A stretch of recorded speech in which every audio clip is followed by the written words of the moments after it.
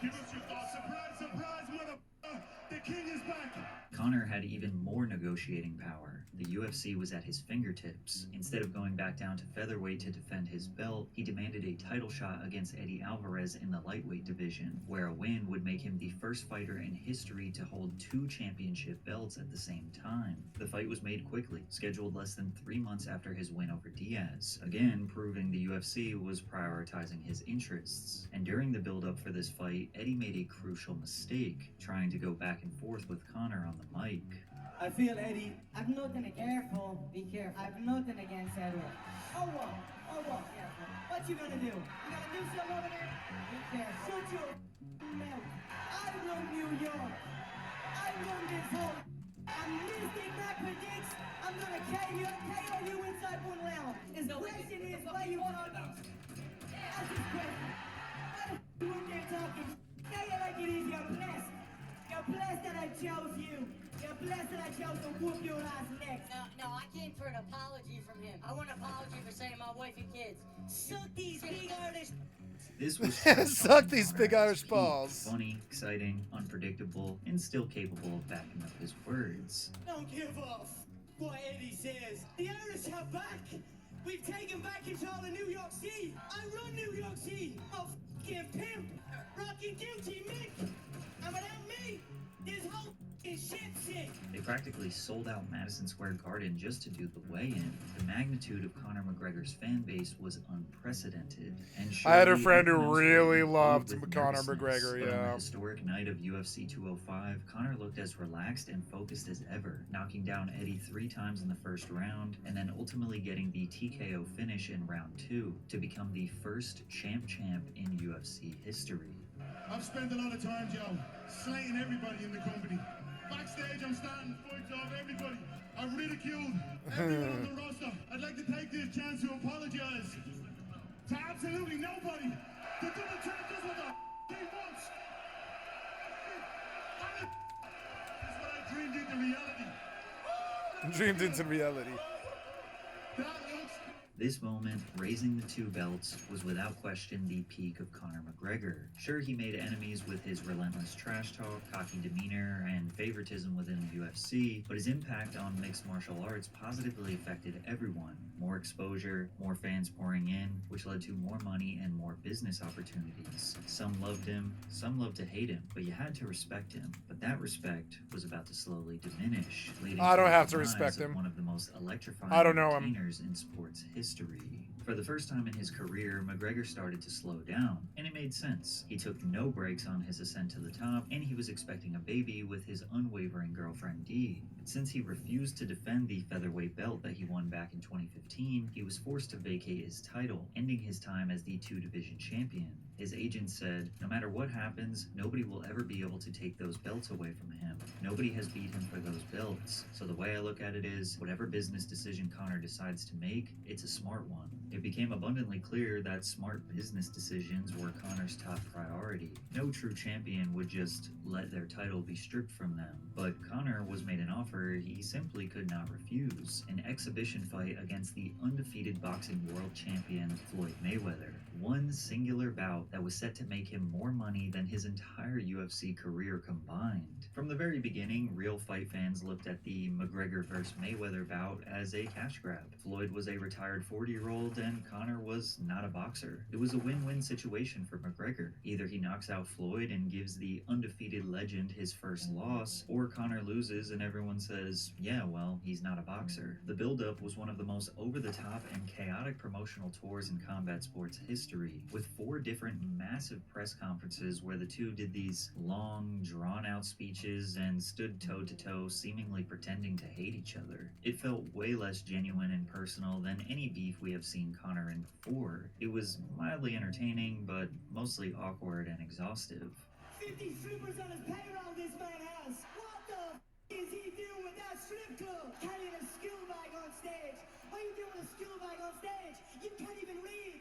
The f***ing fans can't fight for you. Shut your f***ing mouth. A 40-year-old man. What the f***? He was wearing high heels yesterday. Despite Despite this being a money play, Conor did take his training seriously, and he did show some impressive boxing prowess against a legend. But realistically, he had no chance in lasting 12 rounds in a different sport, and he was defeated via TKO in the 10th round. Conor never looked happier to lose a fight. That's because he knew he just made history again, but this time, he was set for life. This was the second highest selling pay-per-view in history with 4.3 million buys, generating over $600 million in revenue. The Nevada State Athletic Commission announced that Mayweather reportedly earned around $300 million in total from the fight, while McGregor earned around $100 million. And on top of that, Conor was announcing his next big business venture that would generate him even more money than the Floyd fight. Introducing Proper Number 12 Irish Apple. A delicious blend of my award-winning tasty Proper Number 12 Irish whiskey. After securing a lifelong fortune and reaching the pinnacle of MMA and boxing, many wondered what Conor would do next. Because if he returned to fight in the UFC, there was only one fight that made sense, and that man was Khabib Nurmagomedov, the undefeated lightweight contender who had a fight style that many felt was too much for Conor to handle. Khabib was the most dominant wrestler the UFC had ever seen. He mauls his opponents until they are exhausted, then goes in for the submission. Conor is a vicious striker whose weakness is in his ground game and cardio. The result predictions were simple. Either Khabib can't handle Conor's lethal strikes, or Conor can't escape Khabib's dominant wrestling. In the beginning of 2018, Conor was stripped of his other belt, the UFC lightweight title, due to inactivity. It had been 2 years since his last fight, and he was preventing guys like Khabib from getting a shot at the belt. Additionally, an unexpected personal rivalry formed between the two after Khabib pressed one of Conor's friends, Artem Lobov. Artem called Khabib a pussy for pulling out from fights a couple of times and said that a true champion fights no matter what, and that he would slap Khabib when he saw him. Khabib and his crew approached Artem, where Khabib slapped Artem multiple times and told him to keep his mouth shut. Conor retaliated on behalf of his friend in the most dangerous way possible, bringing 30 or 40 of his goons to attack a bus that Khabib was on as he was exiting the venue, and throwing a metal dolly through the window which injured a different UFC fighter. This bus was jam-packed with other fighters, press, UFC employees that were all caught in the middle of the chaos. Khabib was confused by Conor's antics. He had a very simple way of settling their differences. I'm gonna come, just send me a message. Of course they know, a lot of security here, media, it's gonna be big, you understand, they come with 30 people. Come here, send me a message, like location, I'm gonna come, whatever you want, doesn't matter, Ireland, New York, Brooklyn or Moscow, doesn't matter. Tell me, where? A warrant was issued for McGregor's arrest, and he turned himself into the authorities later that day, with charges of assault and criminal mischief being pressed. It ended with a mere slap on the wrist, a $50,000 fine, and the right to travel freely after bail. Dana White described McGregor's actions as the most disgusting thing in UFC's history. Dana, he's going to jail. Most disgusting thing ever happened in the UFC. Also, Dana, let's promo the shit out of this and book Conor Khabib ASAP with Conor's whiskey brand being the sponsor. Khabib was hungry for the fight against Conor. His management said, he doesn't like the guy, we don't like the guy, we don't like his team, and we don't like what he represents. Khabib was a different type of beast. He didn't care about the hype, he was not interested in talking or Conor's antics. He just wanted to fight. We have to make him humble. You know Conor's in New York right now, right? Like, what happens if the two of you see each other in the street? Fight? Fight in the street? Of course. Not for money, just to fight? Of course, we're gonna fight. Who wins the street fight, you or Conor? No, I never always fight with this. No matter where it is, you're How many times he tap? His tap machine.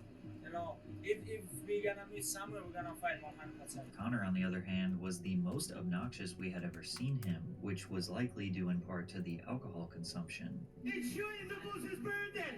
I'm not underestimating. Here's a gargle for you there in a proper swell. Happy birthday, Like, showing the boss. I don't drink. Why don't you drink? I don't drink. Why don't you drink? I never drink. Get mad backwards. Yeah, dead when I get my hands on you, do you hear me? All drink it. Me and the Irish Boston animal, Dana White, the OG in a fight game. Conor was trying to play psychological games with Khabib, insulting his father, his country, his religion, desperately trying to get a rise out of Khabib. I never want to take picture with someone. Doesn't matter. It's president. Are you disrespecting your president Vladimir Putin? No. Why not? Are you disrespecting your president Vladimir Putin? No. Explain what you mean. Are you disrespecting? Okay, I'm gonna explain. Sit. I'm gonna explain. Fake rat. Like I about said, picture. fake respect out of fear. Okay, It's all about these picture. men are known for. They were chased from the land to the edge of cliffs. My family, my bloodline, the McGregor clan, we stood and we fought. We fought the English Empire. So much so that our name was banished for 100 years by King James at the time. Okay, why you guys change your language? Okay, you guys have your own language. What's wrong with you? No matter what type of spectacle Conor tried to Yeah, make, what's wrong with Khabib's you? direct, straightforward energy just Boxing. made Conor look foolish. Yeah. For me, this is more than defend my title. You know, for me, it's No, personal. it's Honestly, personal, for yeah. me, it's personal. Yet, despite Conor's antics, he was clearly the fan favorite, as thousands of boos rained from above anytime Khabib spoke. First of all, I want to say Alhamdulillah. God give me everything. Alhamdulillah. I know you got this. You don't say this. Tomorrow night, I'm gonna smash your boy, guys. I'm gonna smash your boy. The hype for this fight was unimaginable, and the UFC had predictions that this was going to be the highest selling pay-per-view of all time. When the two men stepped into the ring at UFC 229, there was no more time to talk. Conor did press forward in the beginning, but he came in flat-footed, anticipating Khabib's takedowns. He was absolutely mauled in the first 2 rounds, with Khabib nearly TKOing him. Conor was breathing heavy, exhausted, looking like he was regretting every bit of trash talk. Some argue he actually won the 3rd round, but it's only likely because Khabib was resting. At the end of round 3, Khabib said, "Let's talk now," and Conor replied, "It's only business," which Khabib interpreted as him waving a white flag, a sign of weakness, begging and pleading for his life. Ultimately, Khabib decided to finally finish this thing and submitted Conor via neck crank in the 4th round. He said he would make Conor tap, and that's exactly what he did. Then, all hell broke loose. Khabib jumped out of the cage after the bell and attacked Conor's team. Then Khabib's team jumped in the ring and sucker punched Conor. We knew this fight was personal, but we didn't know it would get this bad. Khabib was acting out of character, and his behavior was heavily demonized by the UFC, resulting in a $2 million fine. Then again, Conor constantly did the same things, if not worse, but it was used as promotion. As Conor arrived back to the locker room, he burst into tears. He didn't just lose, he got absolutely demolished, and he made a fool of himself along the way. Can you describe the emotions after a loss like that? You know, it stings real bad, but this is the fight business. I've been on the end of many defeats in my life, and I've rose back, so I will not shy away from it. I will not make excuses for it. I will assess it and come back. I am going to make him humble. I am going to teach him respect. He stood by his words. Khabib, the true champ. This fight broke the UFC all-time pay-per-view record at 2.4 million buys, and it's hard to see anything topping those numbers anytime soon. If Conor won, he could have easily retired and be considered one of the greatest of all time, but he was only 30, and retiring at a loss could not be the end of his legacy, not the illustrious champ, larger-than-life hero image he crafted for himself. But how was he going to compete against other UFC lightweights? Khabib exposed his weaknesses. His cardio was substandard, making him unable to go hard into the 3rd, 4th, and 5th rounds. He was sleeping in silk pajamas and driving Maybachs. Other guys were hungry, begging for a shot. And on top of all of that, he was focused on developing proper 12, which took his free time away from the gym and into the bar. You can imagine all these destructive thoughts constantly racing through Conor's head while he tried to bury them with bottles of whiskey. Conor took to Twitter to announce he was retiring from MMA. Many were unsure if this was a negotiating tactic or a revelation from his devastating loss. But then, 24 hours later, it was revealed that McGregor came under investigation for sexual assault in Dublin. And although this didn't lead to an arrest, nor did many of his fans believe the allegations were true, this wouldn't be the last time he gets accused of this same deplorable behavior. McGregor was then caught on camera sucker punching an old man at a pub. The story behind the attack was never truly revealed, only assumptions were made by assessing the clip without audio, but there is no justification for a pro fighter to sucker punch anyone, let alone an old man. Conor also smacked a man's phone for filming him, then stomping on it until it crumbled to pieces. McGregor was arrested on charges of felony strong-armed robbery and criminal mischief. MMA fighters have spent decades trying to prove to the world that their sport is one of honor, class, and grace, and that all fighters are not simply street thugs. It's understandable to put on a character and act like a thug to sell a fight, but another to actually be one in the streets towards people who are not a real threat. As if it couldn't get any worse, McGregor faced his second sexual assault allegation relating to a complaint that a woman in her 20s was sexually assaulted in a vehicle parked outside a Dublin pub. Conor's team tried to express that it was nothing more than rumors, but these strings of controversies were starting to seriously impact his reputation. Seemingly in an effort to gain some positive press, he came out of retirement to fight Donald Cerrone. Donald was a journeyman, currently on a 2-fight loss streak at nearly 40 years old. Many saw it as an easy win for Conor to gain back the spotlight, and in the press conferences, he sported a demeanor that we hadn't seen in a long time. You know, he's become a family man. Obviously, you've seen him compete so many times. It's hard not to respect Donald right now at this stage, and he has my respect. And although there will be blood spilled on January 18th, it will not be bad blood. UFC 246 was another electrifying Conor McGregor fight, finishing Cerrone by TKO in just 40 seconds. Conor fans thought he was back, as the Irish Beast came out in the post-fight interview taunting anyone who dared to fight him, only for him to once again announce his retirement on Twitter. Oddly enough, if he did retire here, it could have been seen as a graceful exit, a nice comeback victory where he showed class throughout the whole process, but something would draw him back to the octagon. Conor also finally announced his engagement with his longtime partner, Dee Devlin. She stood by his side through all the highs and lows, from rags to riches, and now they finally felt it was time to tie the knot. And just like the last time he made some surprising life updates, shortly after came accusations. Conor was arrested on suspicion of indecent exposure and attempted sexual assault in France. AFP Sports stated, McGregor was the subject of a hearing by the police, where he vigorously denies any accusations of misconduct. He has been interviewed and released. After an investigation conducted by French authorities, TMZ obtained a document from French prosecutors declaring that they didn't find enough evidence to move forward with a case against McGregor. Whether it be genuine false allegations or his own reckless behavior, he could not escape the negative publicity, and it almost started to look like the UFC acted as therapy or a PR campaign to restore his reputation. McGregor decided to once again enter the cage, this time against Dustin Poirier, and again he came in with a humble, respectful attitude. After that loss, many years ago, he rose up, became champion. He's given so much back. I'm honored to share this octagon with this man. I know we have this competitive fire, and it's still there. There's still that, you know, denying that. We have a clash, and it's going to be a good firework-filled bout. The respect is admirable for this man from me. Don't want to make it seem like we're up here giving each other back massages, but Connor's, I just want to clear the air. Connor's team, McGregor Sports Entertainment, did reach out to my foundation, the donation to the Kid Fight Foundation, and we have huge plans for that. So Connor, man to man. Pleasure, brother. My pleasure.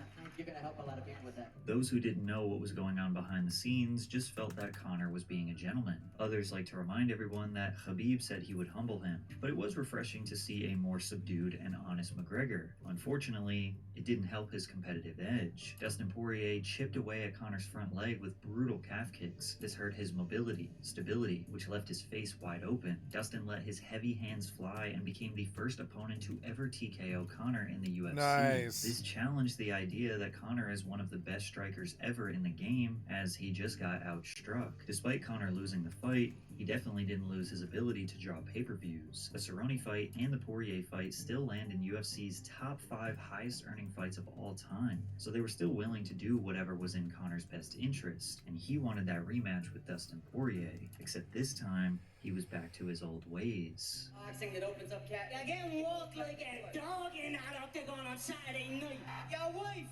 is your husband. Joe Lee's wife. Joe Lee's wife. You little activity. You used to be a lot better than that, man. A great focus on the opponent on the scales.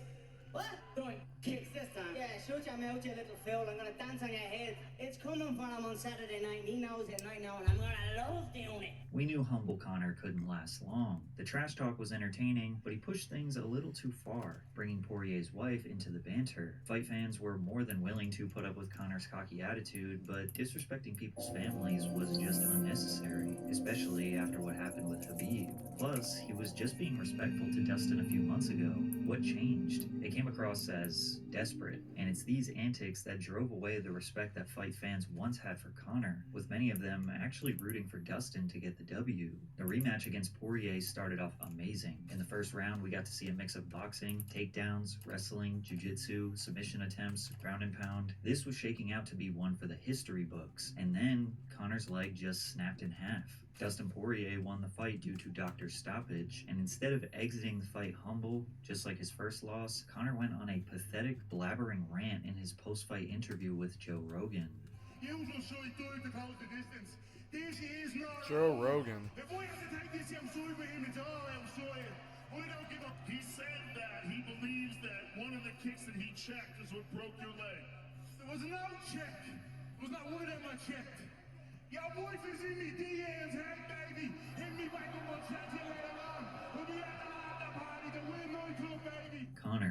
wife is in me DMs. Hey baby, Connor's wife.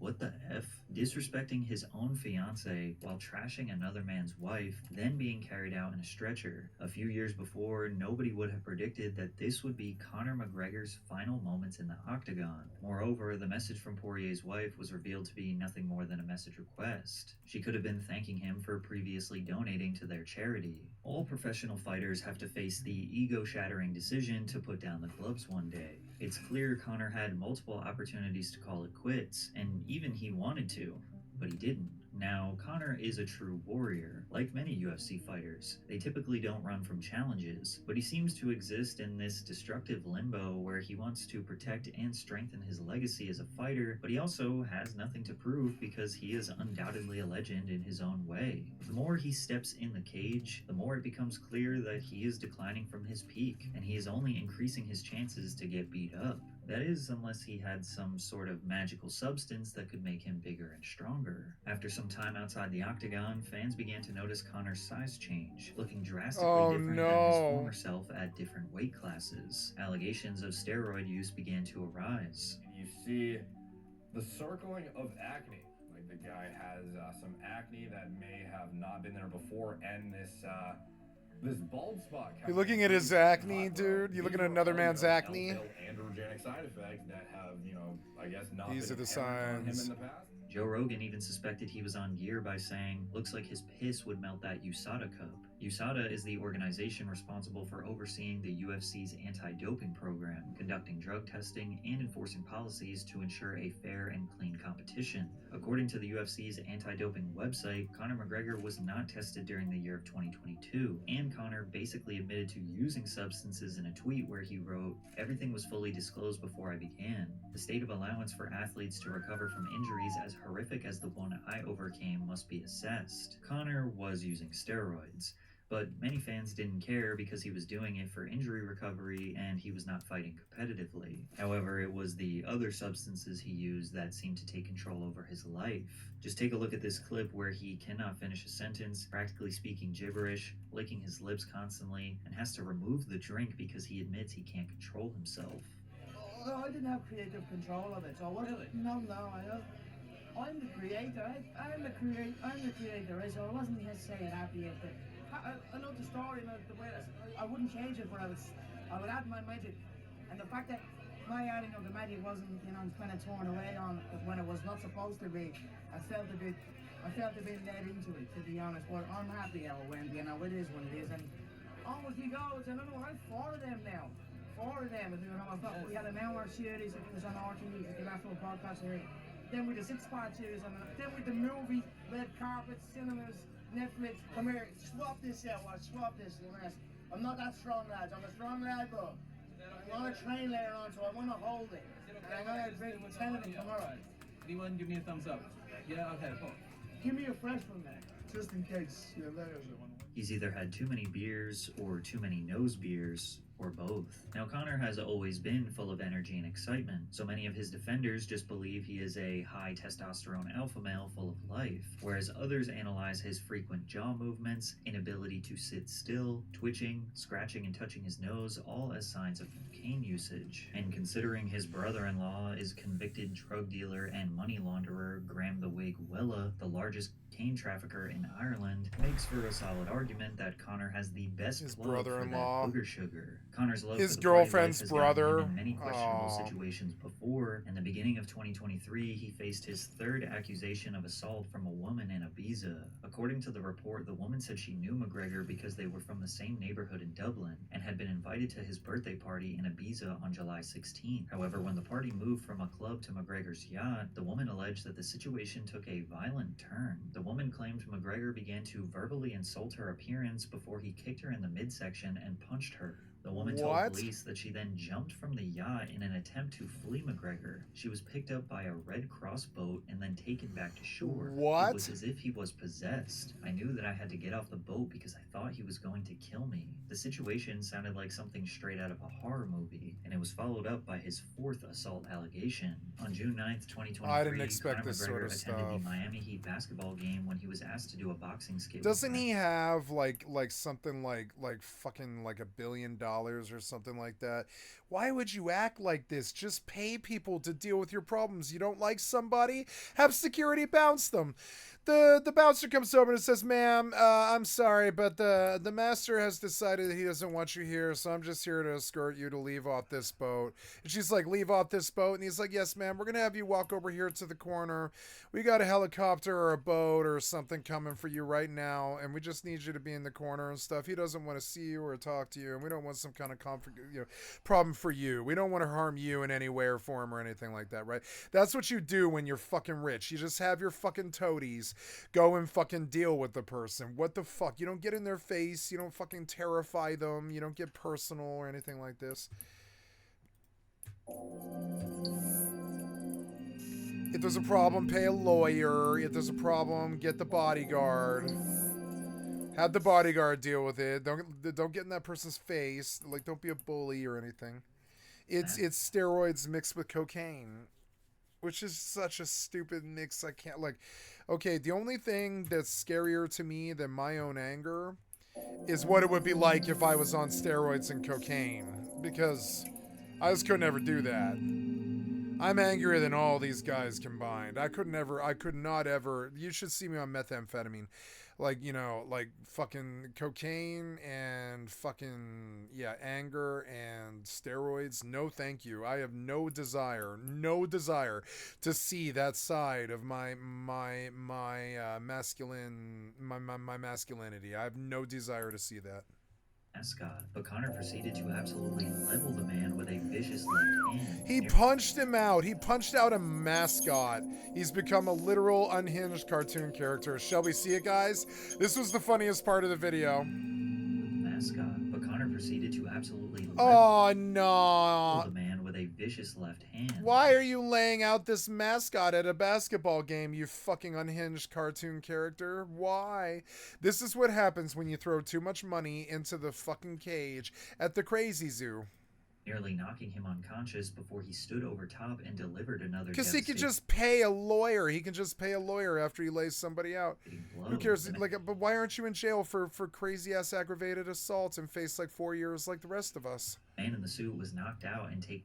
I mean, they were gonna put me in jail for like fucking I don't know how long. Into the hospital. That very same night, in the same venue, McGregor was accused of assaulting a woman. Oh my God! At the finals game? In the bathroom. According to the alleged victim, in the bathroom, McGregor violently forced himself on her in a VIP men's bathroom at KCS Center. A VIP men's McGregor bathroom. Aggressively kissed her before also attempting to force her into multiple sex acts. She then took it one step further, pointing the finger at the Miami Heat and NBA security for aiding McGregor in the attack by separating her from her friend and forcing her into the bathroom. A video was released of the incident where it looks like Connor comes out, holds out his hand, and she grabs his hand as they consensually go into the bathroom surrounded by security. And they were also seen chatting with each other at a party. Connor vehemently denied the allegations. After a thorough investigation, including a review of videos and interviews with eyewitnesses, the authorities have concluded that there is no case to pursue against Conor McGregor. After successfully beating every case and allegation, many people believe that Conor is just a target of others looking for a payday. But there is one common denominator with all of these controversies: the party life. Conor has said it himself. If he's not busy, that would be destructive to his life. I like to be kept busy. It keeps me in check. It keeps me in line. If I was not busy with everything at my disposal, that could potentially be dangerous, you know? That could be catastrophic. Without fighting in the octagon, Conor keeps himself busy through his business ventures in Proper 12, Forged Irish Stout, McGregor Fast, the Mac Life Media Company, Title Sports Therapy, the list goes on. Unfortunately, his ventures rely on him to just sort of be the face of the company, be social, and be the champ, not necessarily worry about the day-to-day operations, which clearly leads him to late-night celebrations constantly.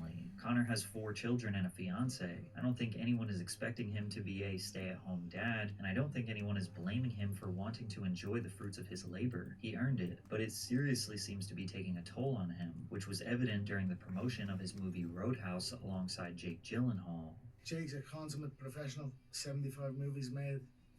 You know, I'm blessed to have entered into the movie alongside him. He has 75 movies made.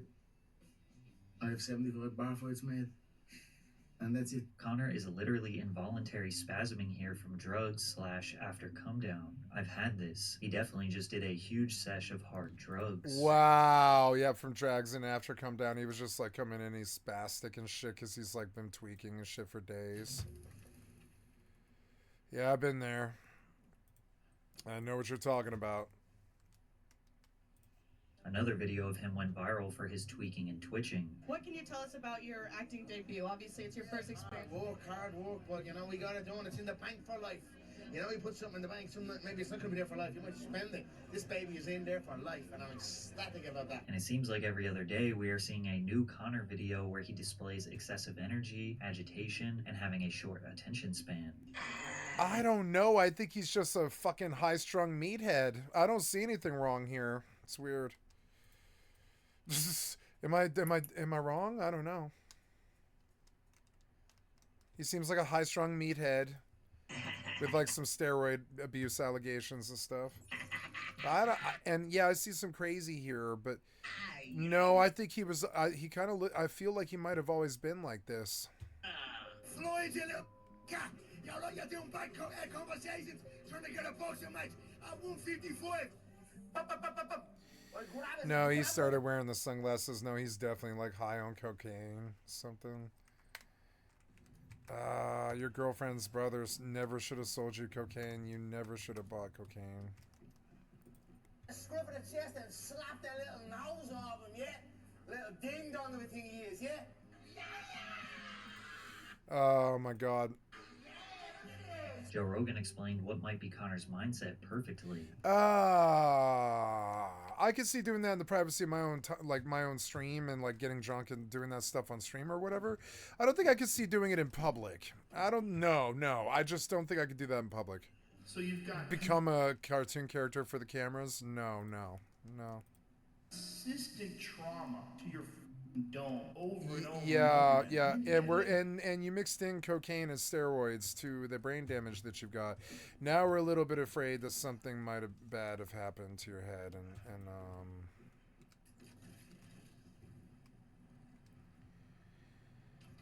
no, I think he was just always this person. I think he was always this way. Why is that one red?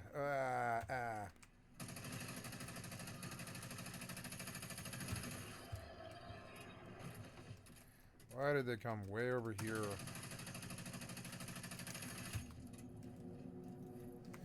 Am I gonna pass out? Yes. Oh, for fuck's sake. I forgot you can't leave at night. Right. Okay, well, whatever. A little bit of coke, and you're feeling good again. I bet, you get addicted to it. And the guy obviously likes extreme things, right? Which is why he's such a great fighter. They're wild people. That's why John Jones liked me too. They're wild people. Fighters are borderline insane. They crave the energetic, adrenaline-filled lifestyle of nearly dying inside of a cage. It's been well over 3 years since Connor last fought, and although he was kind of a maniac when he was preparing for his matches, he was a lot more composed than he is now. It seems like he is getting his fix that he used to get from fighting from his indulgent lifestyle, and it may have permanently destroyed his fighting career. His 2024 bout against Michael Chandler was delayed for a year before being officially announced with a card and a date, and then canceled due to Connor breaking his toe. This has led to theories that the UFC is locking him up in his contract, which requires him to fight 2 more matches, and refusing to let him complete them. But why? We already know he is a guaranteed big money draw, so it can't be that. The only logical explanation is that he has drifted too far down the slopes, that he is unfit or unwilling to stay disciplined and sober. Oh my God, I wonder if Connor wants to sue him. Fight camp. Perhaps he wants to just go on and fight Logan Paul like he announced on Twitter, or fight Manny Pacquiao, or do some other worthless exhibition that will bring in hundreds of millions of dollars and barely forces him to focus on a real training camp. Now, it would be a terrible business move for the UFC to just go and let him. I don't want this kind of hype ever. Which leaves him at a standstill. Bend to the knee. I'm too old to.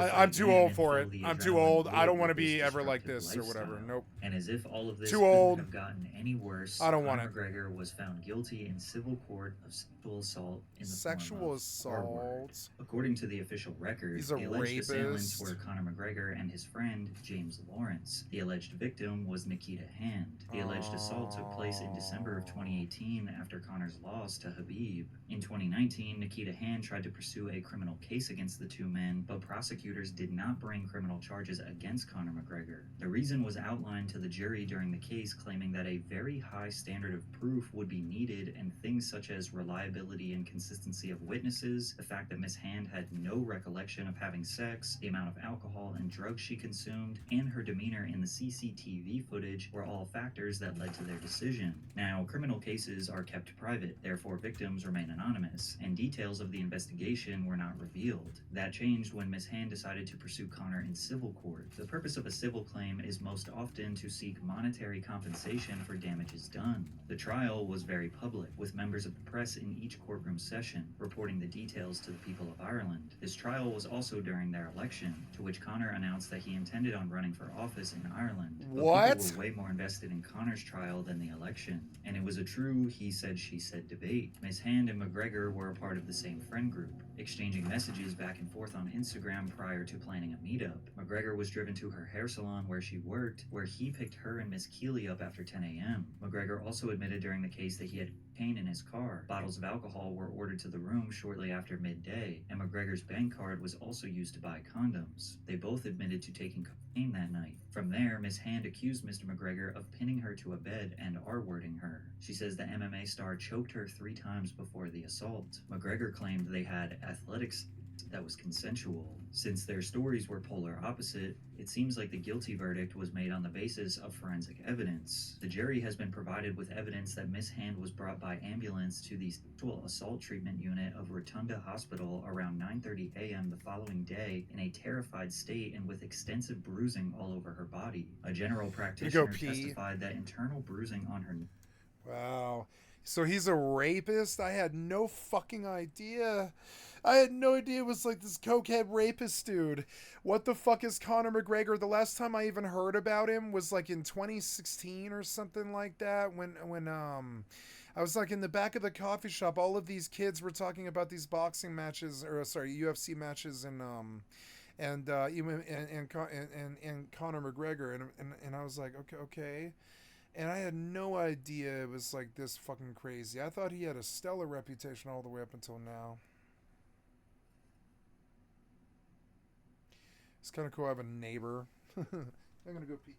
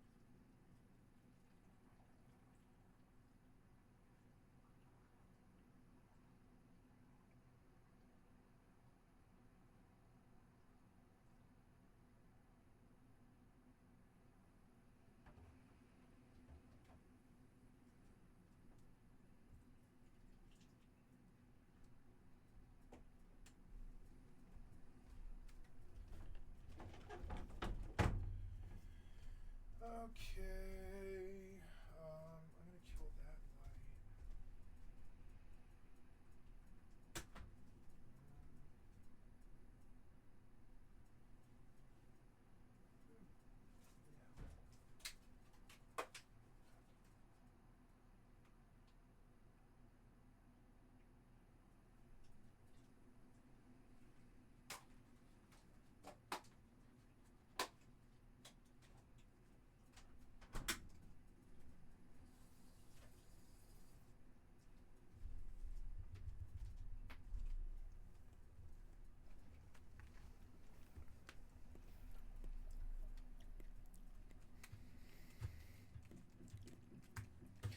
Okay, 8 a.m.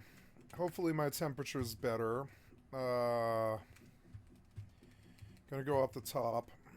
neck was consistent with Miss Hand's account. There has also been evidence that a tampon was wedged so far inside Miss Hand that it had to be removed with a forceps at the hospital. Connor's defense brought Dr. Farnan as a witness, claiming that bruises would take 24 to 48 hours to come up, and that they also can appear in a slightly different position to the trauma, can change in size and shape, and can change in color. The doctor also claimed that women having sex with a tampon in is a very common event, where many women forget that they are wearing one. The jury consisted of 8 women and 4 men, who listened to a multi-day long testimony of Nikita recounting her horrific experience and Connor defending himself, ultimately finding him guilty of sexual assault and the civil court awarding her damages of nearly 250,000 euros.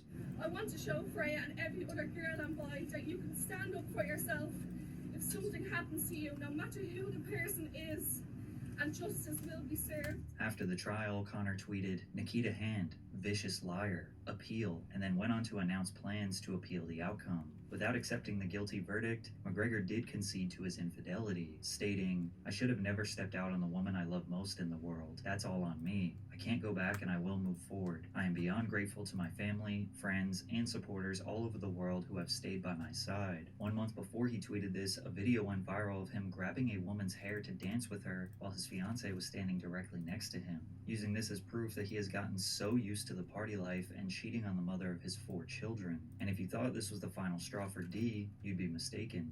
She is still standing by Connor's side. She did not agree with his guilty verdict and wrote in an Instagram story, "Imagine a woman with her own boyfriend and child texting provocative photos of herself to another woman's man with a family and child on the way. I look forward to the day the world will see the footage of you on that night and the carry on of you. Not a bother on you having the time of your life. This is the real evidence. My sons will be warned women like you exist in the world." At one point, people felt bad for Dee, sticking by Connor's side while he ruthlessly cheats on her. Now many see her as an enabler and a victim blamer, sticking around for Connor's money since they are not married and she would not be entitled to half if they separated. What? As de facto partners are not entitled to much like they are No, in that's the the USA. incel If masculine history repeats take. itself, I'd imagine Connor is dying to get back in the UFC and take the spotlight away from his assault case. Those who hate him make it known that they'd prefer he fade into oblivion. Those who love him question if he should return to fighting in fear that he will only further stain his crippled reputation. But even if he never fought again, we all agree that there is no way he will step away from the spotlight. So what will he do after he puts down the gloves? He has been taking the role as the promoter for Bare Knuckle Fighting Championship, as he is an investor in the company. This seems like a natural fit for Connor. Taking on a Dana White-esque position would allow us to still get hilarious sound bites and bring some of that chaotic energy to the pre- and post-fight press conferences. But if Connor remains in the entertainment industry, there will be temptation all over. Late nights that lead to drugs, alcohol, and women. Is he capable of suppressing and overcoming his temptation? If not, and or worse, if he actually is this monster some people believe him to be, then expect more allegations, more crimes, and eventually doing something that cannot be undone with money. There is no doubt that Conor McGregor holds a unique legacy in the UFC, one that cannot be taken away from him. But it's far from the one that we saw at his peak in 2016, all because he could not win the biggest fight of his life, the fight against himself. Ladies and gentlemen, please make some noise for Josh Johnson! Yeah, Josh Johnson.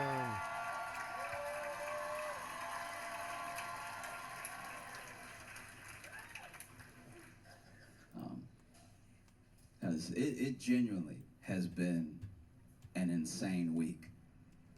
You know? Yeah. No, I know. No, it's that part.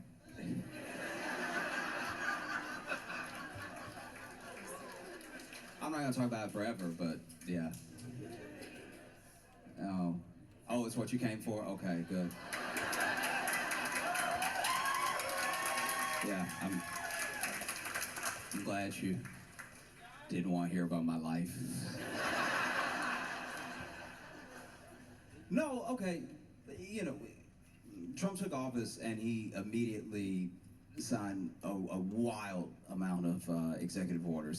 They've been one-upping each other every presidency for a little while. Like, I'm pretty sure Barack Obama signed more then Bush, and then Trump signed more than Obama, and then Biden signed more than Trump. But this was like astronomical. This was a whole lot, because basically Trump went ahead and signed executive orders that rolled back a lot of what Biden did, plus his own. All right, and he did some sweeping stuff. Like, he signed an executive order that began the steps for the U.S. to leave the World Health Organization.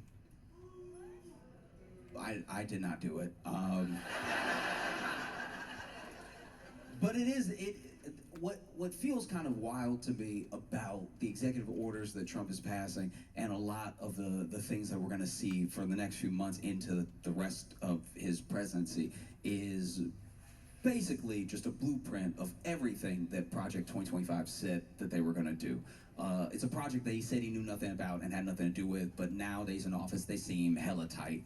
It's kind of like when you tell the police you don't know somebody, and then the police are like, but here's a picture of you two right here.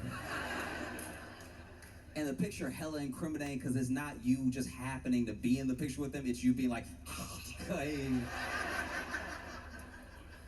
You say that you're not boys, but in this picture here, you're holding a different picture of the two of you together. You're like...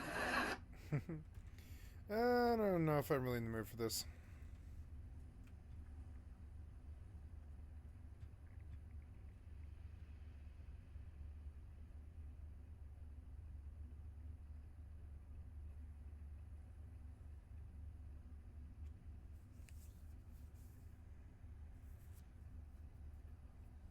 Okay, back to the drawing board. Oh, I want to fire off.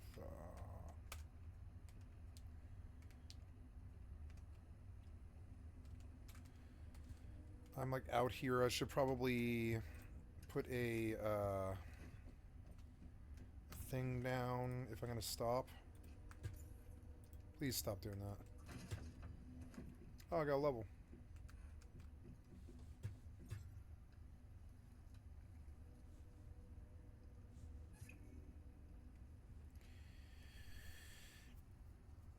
A car with a campfire makes a lot of sense, and I might buy to that first.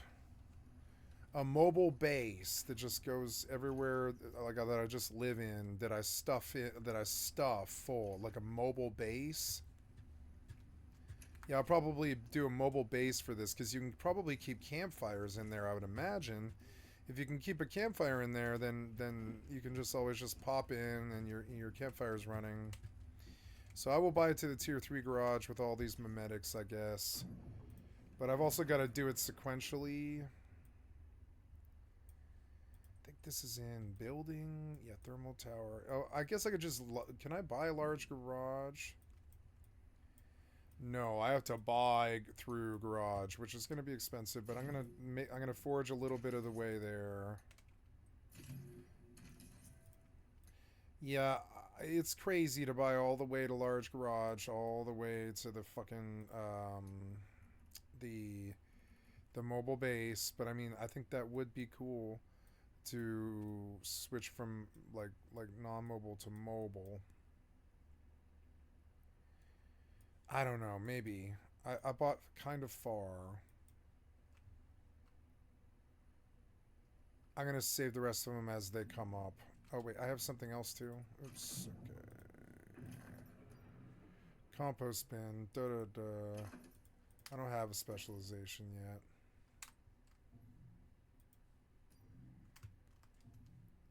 Oops, so I am here to sell. I'm having so much fun. Like these games are so good. It's good to see that Once Human like can keep my interest.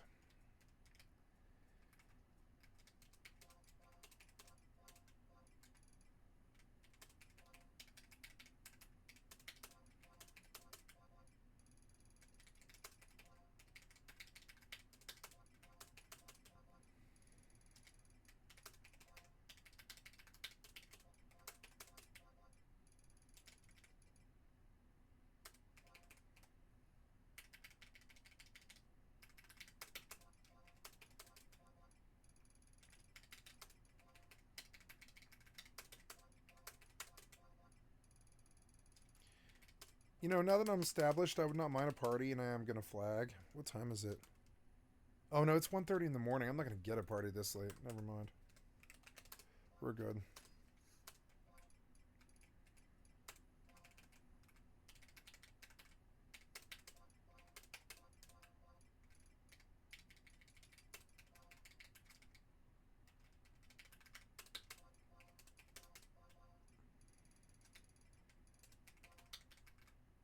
Oops.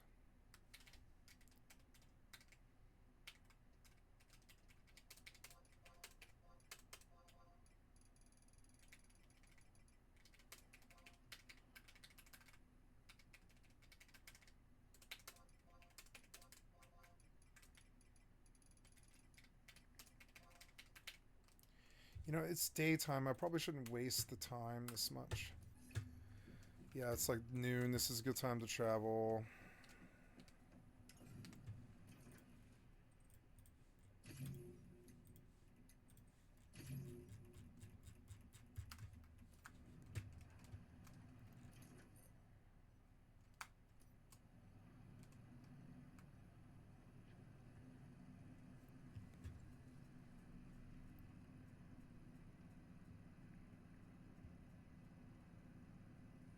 Ooh.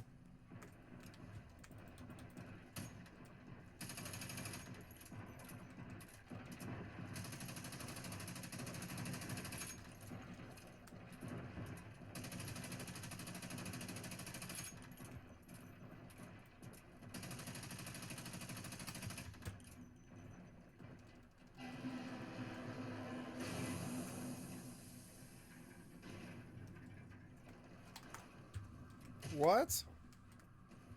What?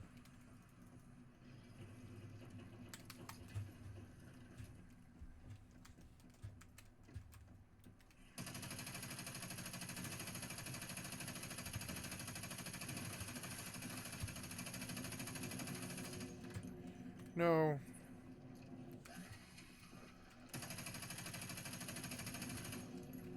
Oh. Go. I don't know what the problem is. It's some kind of problem. It's, I want you to put down a thing. Yep. I want you to come here. Something happened. Is it because I'm hungry? It might be pumpkin spice tomato. Maybe. Oh, no, I have all that roasted meat.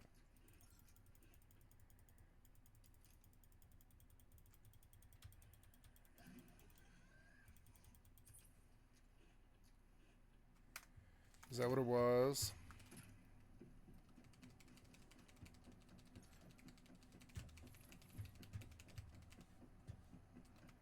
Ugh.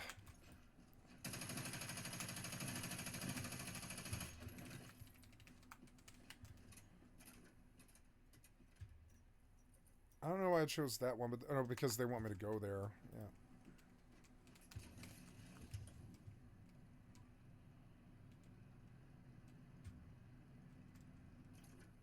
Oh, wrong way.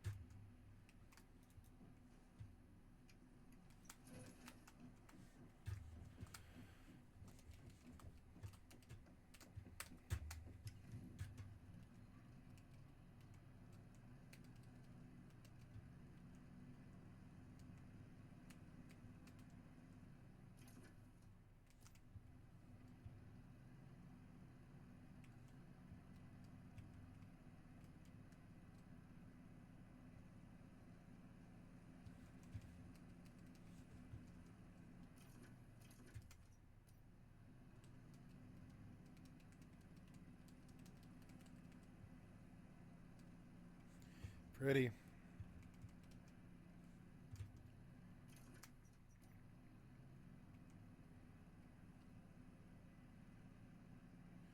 This looks like the place.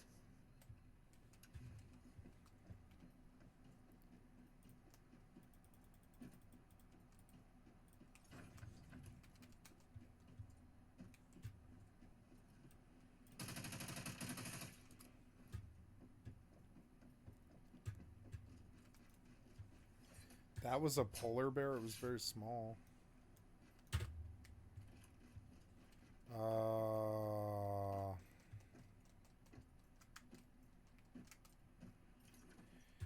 So they want me to go in here, do they? Okay, so we don't want aggro.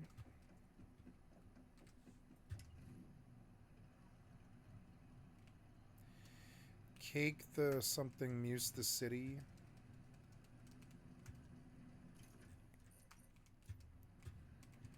Okay, there seems to be lots of stuff to do here. It's a pretty place. Kind of interesting, frozen, a little bit unforgiving. What the hell was that? What the hell is that thing? It looks sort of benign.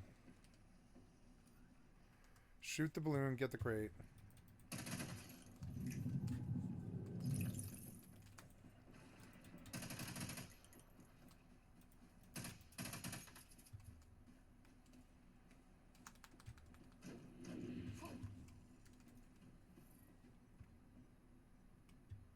Weapon accessory reached. Okay, I don't know what that is. Yeah. Oh, do I have to like break the mods? I don't know, whatever. Okay, well, cool. I don't know if... There doesn't seem to be mobs here, so I'm going to build, yeah.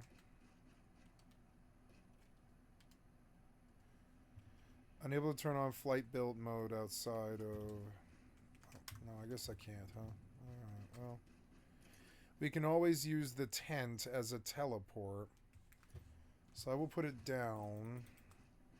Too near a stronghold, so...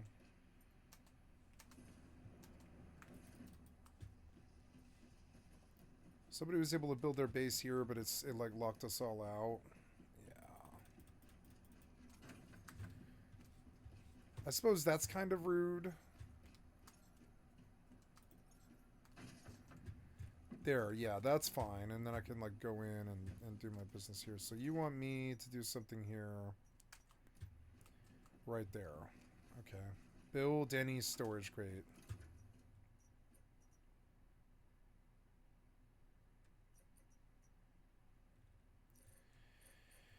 Recover the Union convoy or build any storage crate. Perhaps I should go home now that I've got a teleport here. So we'll go home. But I got the travel done, and now we think about it like more, a little bit more with the camp. Like make camp.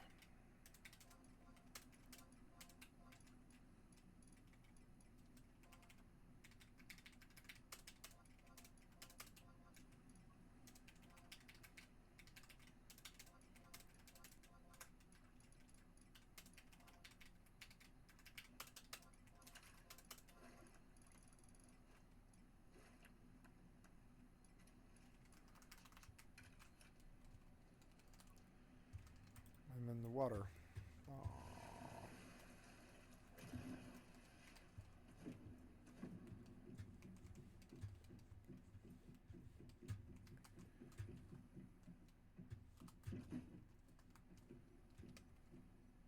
This was simple healing ointment. Yeah. So... Oh, he came back because I first have to feed it logs. This will give it 10 minutes. Okay, deposit on. Did it come on? No, you did the wrong one. Off.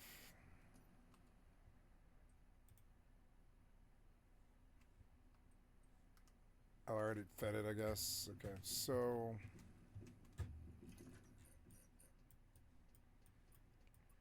Wow.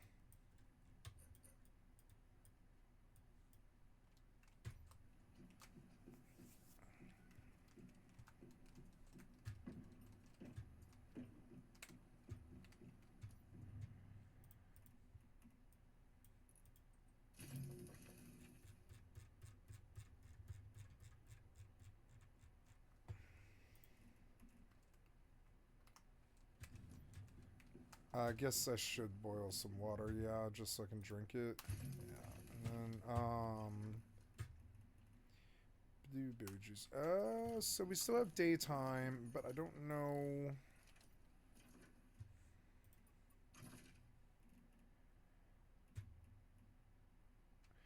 My mask is broken, which is maybe one of the reasons why I'm like freezing to death. And plus I never made one, so that might be another reason why.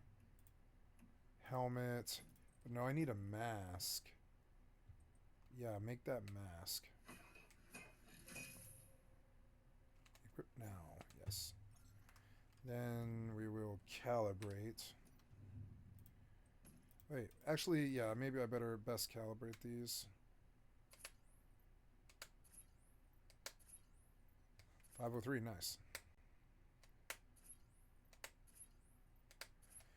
Gotta do last one, which is more copper ingots. Gonna need charcoal. Okay. I will have to go chop trees. Most trees that I see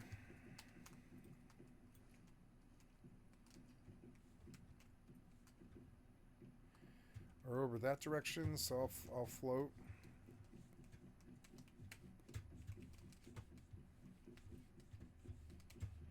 Ah.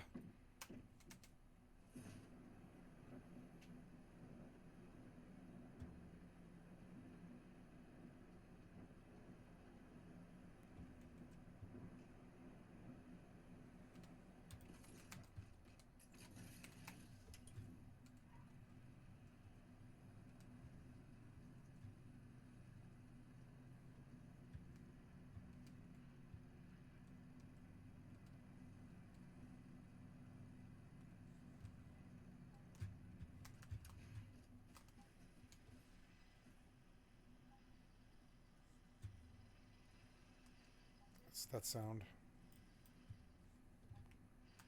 There are mobs here.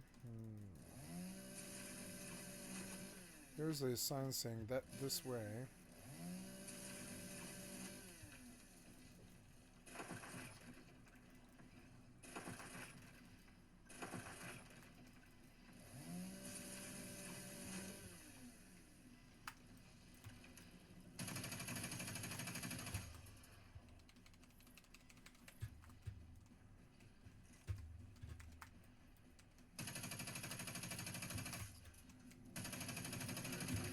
No. Why am I dying?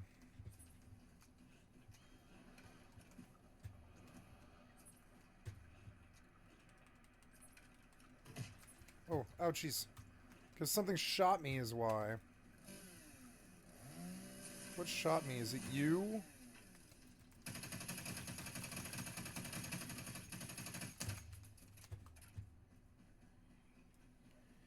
Fucking annoying.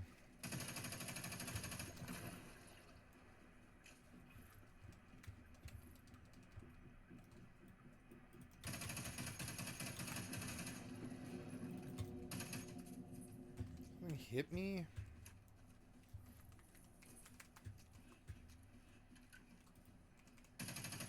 You hit me. You're so annoying. Oh no, am I out of thingies? Yeah, I'm out of thingies, and that's not too good. Well...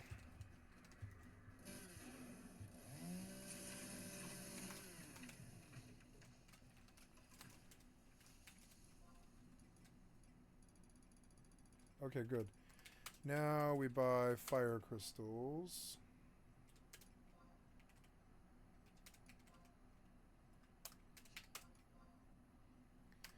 $700. I should have bought while they were low.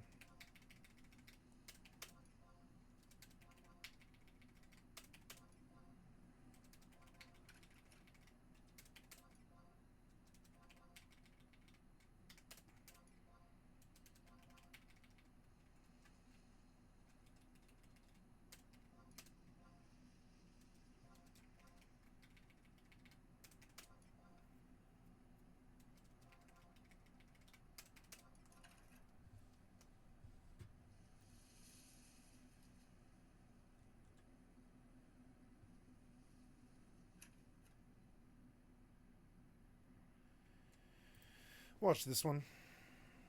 Cyberpunk 2077. Thank you. Red Dead I've liked the Redemption sub to 2, your channel. Kingdom Come Deliverance 2. Thank you, These are the three games that CGG. fundamentally I've liked the have sub to your changed channel. the way I look at games. For Red Dead 2, it's the beautiful story and characterization of its main character. For Cyberpunk, it's the amazing world building and lore. And for Kingdom Come Deliverance 2, it's the sheer immersion and player choice that this game brings. These three games aren't held up to some benchmark. They are the benchmark. Every story I play gets compared to RDR2. Every world's lore and vibe gets compared to Cyberpunk. And now, every game's decision-making and immersion will get compared to KCD2. I mentioned in my Kingdom Come Deliverance 1 review, there's nothing more immersive than real life. And when you can get as close to real life as possible while maintaining the integrity of the gameplay and the systems, you create something special. And I said that KCD1 struggled in that respect. KCD2 fixed every glaring issue I had with the first one and amped up everything else times 100. This game is a triumph in what it sets out to accomplish. It's beautifully realistic, has streamlined gameplay and combat mechanics, and features a story and quest design almost as open-ended as real life. So let's talk about KCD2, what it does amazing, what little things can be improved, and why Kingdom Come Deliverance 2 is one of my favorite games of all time.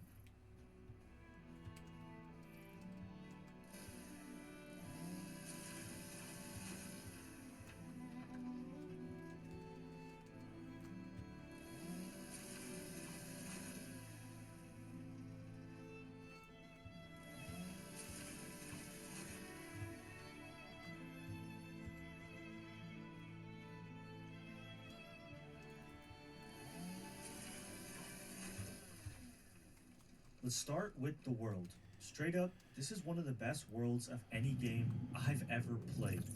Now, in case you don't know, KCD2 is set in 15th century Bohemia.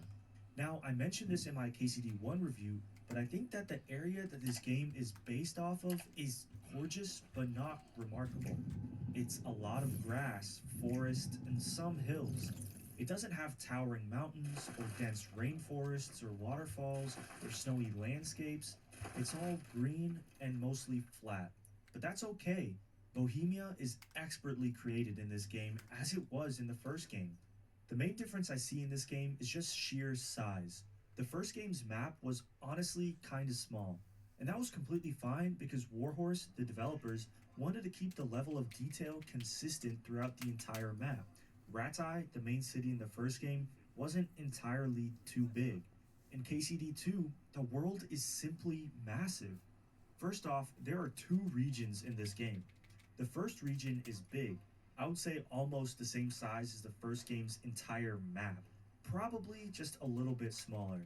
But the second region is just massive. The second region hosts Kuttenberg, an insanely massive city with tons of stuff. Which is to all do, well and good people to if you see, can and base build. If you can't base build, then congratulations, console player, you're bad. I mean, all that land, what is it for? I mean, you know, if you can't base build, then why bother?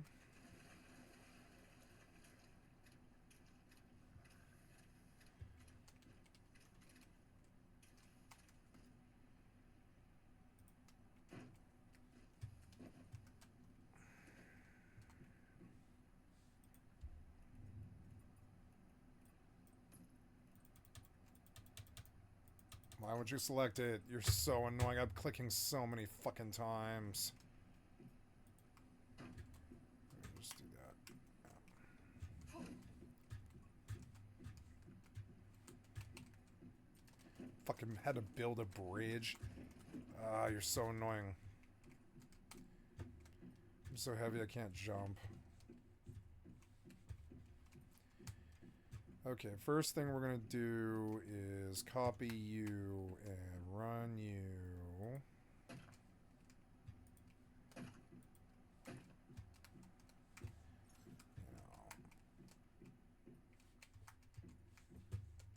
You know, I don't really see why I would have these here over those, so relocate here. Yeah, maybe we put these like over here. Because you wouldn't, like, yeah, like, I don't think that really bothers me. Like, I don't know. No, I don't want them there. That's okay. We're going to move you. We're going to run back from that direction.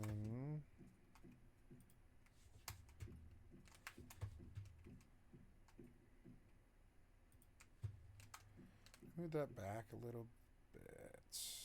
No. Just leave it.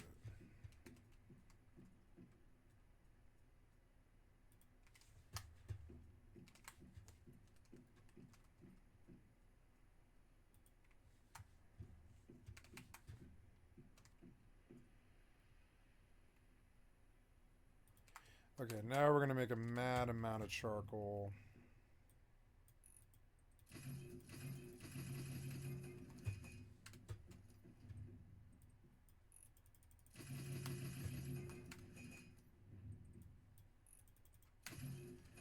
Okay. And we'll make a whole bunch of copper ingots.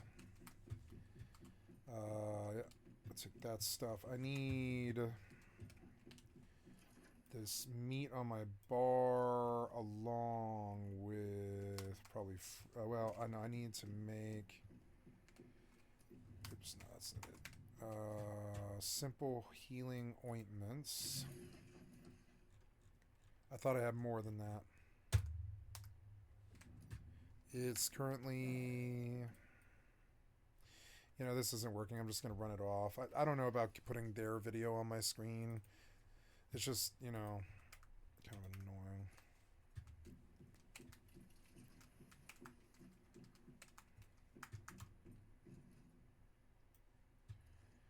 It is 8:54. It's about to be lunacy, and I can't really farm or anything like that. I wish there were vegetables around this lake.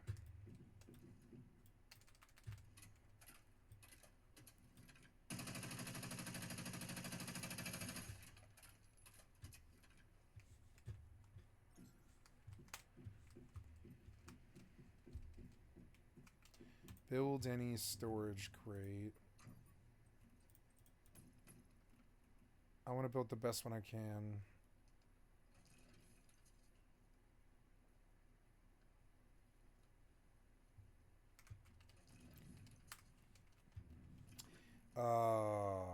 Go to memetics. We're gonna buy into storage now. Gear storage, which is weapon storage crate and armor storage crate. I don't care for that. I'm looking for actual storage upgrades.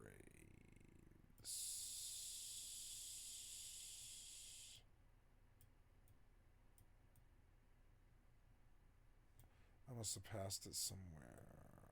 Basic storage, gear storage, and display facilities. Yes, but... Oh. I can make large storage crate.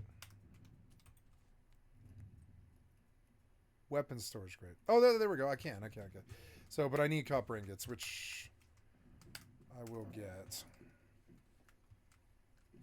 So those are glowing now, which is good. So, I suppose...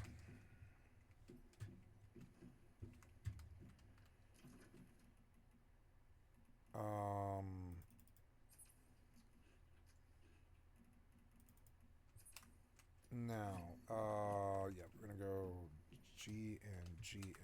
We're going to make some copper ingots and some glass and some copper ingots.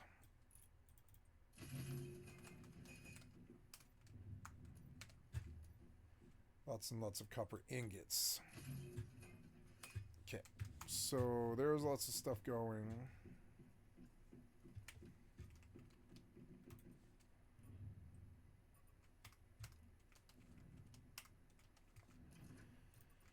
Now we have 21 thingy schmeckles, and I want...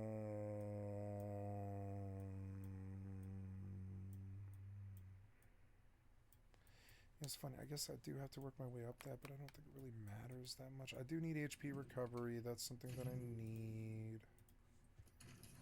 Adrenaline shots. Basic gear, like the other stuff like that. Confirm. Long range firepower, like sniper rifles, and the intermediate gear workbench. I want intermediate tools.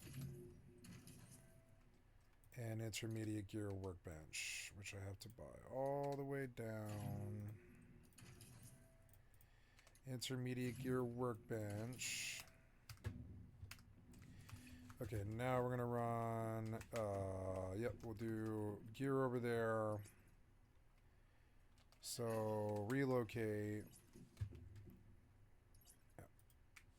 Good. And we'll do a intermediate gear workbench, which I'm probably going to need mats that I don't have. Intermediate gear, which will take steel and bronze ingots. Everything but bronze ingots. Intermediate supplies workbench. So I need bronze ingots, which I don't know. I probably don't have that, so we'll go buy down to that.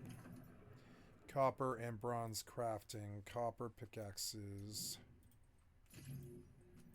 Bronze crafting. Bronze pickaxes. Nope, I'm out of memetics. Okay.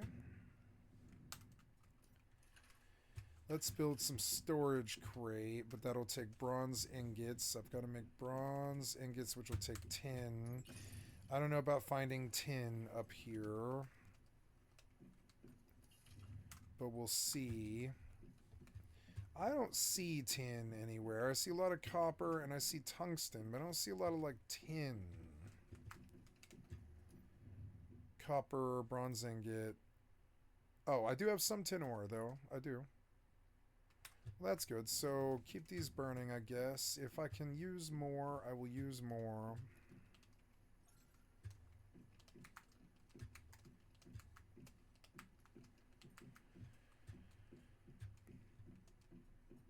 I need, I guess I did cook a lot of charcoal, and I do want to cancel, I think. Wait, there's copper ingots, glass, copper ingots, charcoal. Let's cancel you. And I want to pull back this wood, and I want to go, and I want to, fuel this campfire.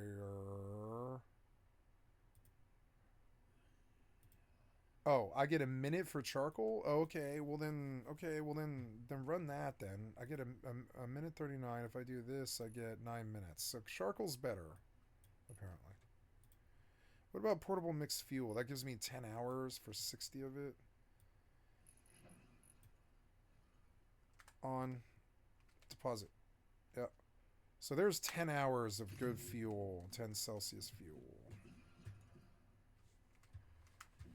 Which is good. What's that sound?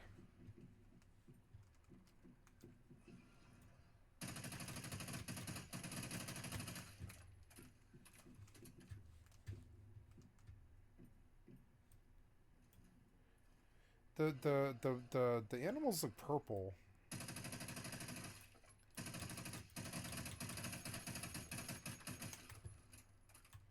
Why do the animals look purple?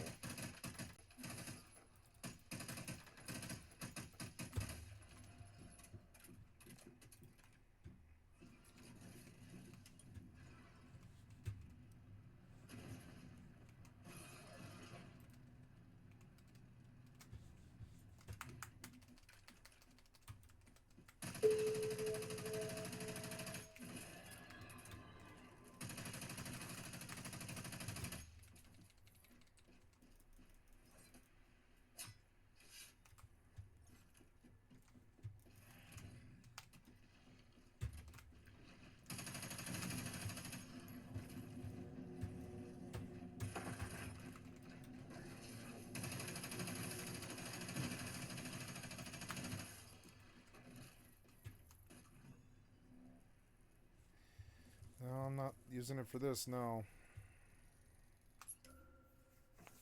Let's go loot.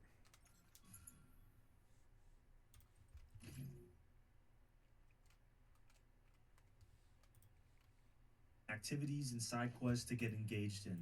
It felt like this is what the developers wanted to make all along in KCD1, but couldn't due to technical limitations and potentially even funding. This time around, they went balls to the walls, man, and gave us 2 beautiful maps.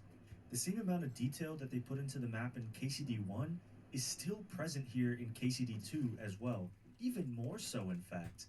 I love the fact that just because the map got bigger, it didn't get less detailed. The map is also just as immersive as ever. I mentioned how in KCD1, the sheer realism of the map is what made it so immersive. The fact that the towns and villages look probably how they would have looked Yeah, but you in can't real-life kill 15th them. century Bohemia is so cool. The graphics also got a noticeable upgrade. The foliage, the sky, and particularly the weather effects are amazing. I've experienced a thunderstorm a few times in this game now, and it's just one of the most immersive things in the game, period. It's crazy, man. I really didn't think that the world would get that much better from the world in KCD1. But I was wrong.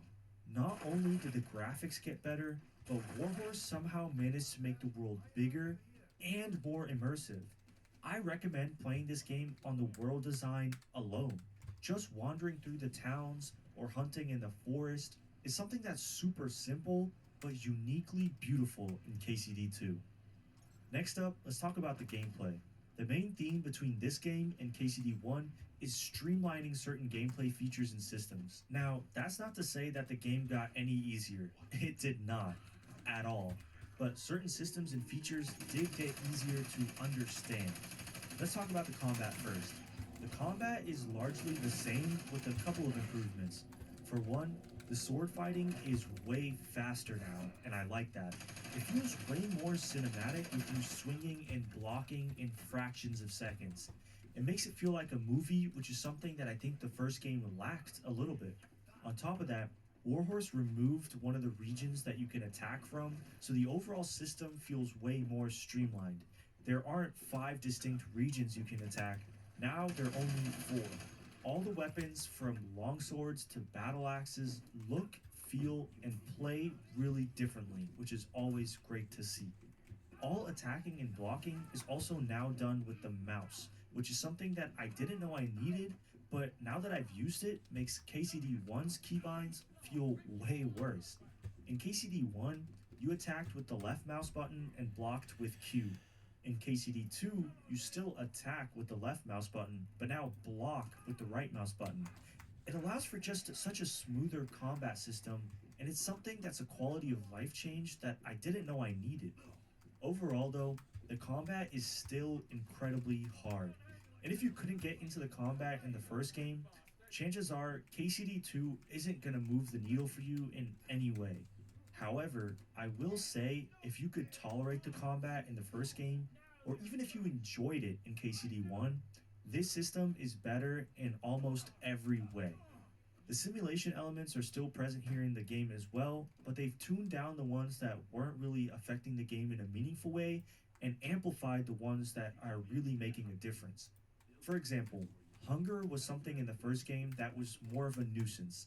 Henry got hungry often, and you were constantly having to find him food to eat. It didn't add anything to the gameplay systems as most of the buffs you could get were applied through potions. So eating actual food didn't really do anything at all. In KCD2, Henry gets hungry way less often, so you don't have to worry about food as much. However, being clean was one of those things that actually affected the game in KCD1. In that game, if you were dirty, people would actively comment on you and talk about how you looked bad. In KCD2, they ramped that shit up to 11. You can now stink. And if you're stealthing and you're stinky, an enemy can smell you and be alerted. On top of that, you're perceived wildly differently when you're dirty. You won't be able to pass skill checks that have to do with nobility simply because you won't look like a noble. It's little things More busy like this work. that make the Busy game work. just so immersive. There are other cool simulation elements that they've put into the game as well. One of the main cool ones is blacksmithing. Henry is a blacksmith's son, So it's natural that he should have the ability to forge some of his own weapons if he can. And that's something that's present in the game. You can straight up work a 9 to 5 job in blacksmithing, making swords, axes, horseshoes, and then selling them off for a profit. On top of that, if you get the blueprint to a really cool weapon, as long as you have the materials for it, you can go out and make that sword on your own.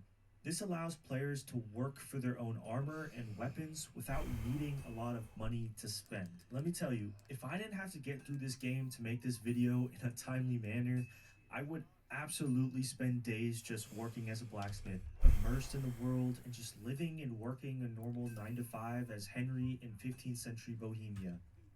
The last thing I want to talk about gameplay wise is the progression. It's largely the same from the first game. You level up different categories by going out and doing the thing. If you want to level up swords, you have to go out and fight with the sword. If you want to level up your horsemanship, you have to go out and ride your horse.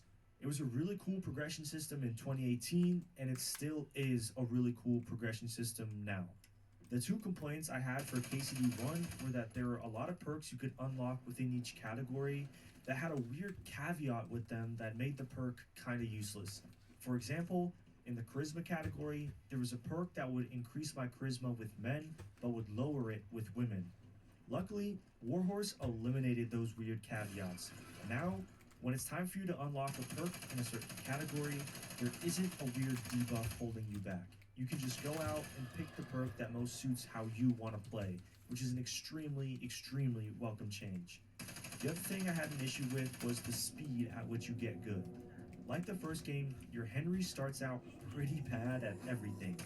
I had a concern that it wouldn't make sense narratively for Henry to be just as bad as he was in the first game, because as the first game progresses, Henry starts becoming really capable, and I was worried that if they started Henry back again at 0, that it would just come across as unrealistic in a game so grounded in realism. Luckily, and I won't spoil it too much, they actually managed to make it make sense narratively, which is something that I really appreciate. However, I will say that I still think Henry gets too good too fast.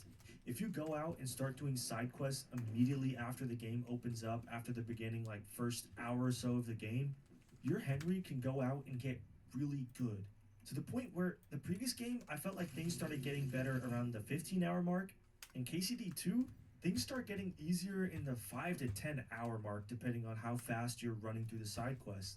I guess it's something that's kinda inevitable though, just based on the nature of the game and how you level up in it. Look, in the beginning of the video, I said that if a developer can get as close to real life as possible with maintaining the integrity of the game systems, they create something special.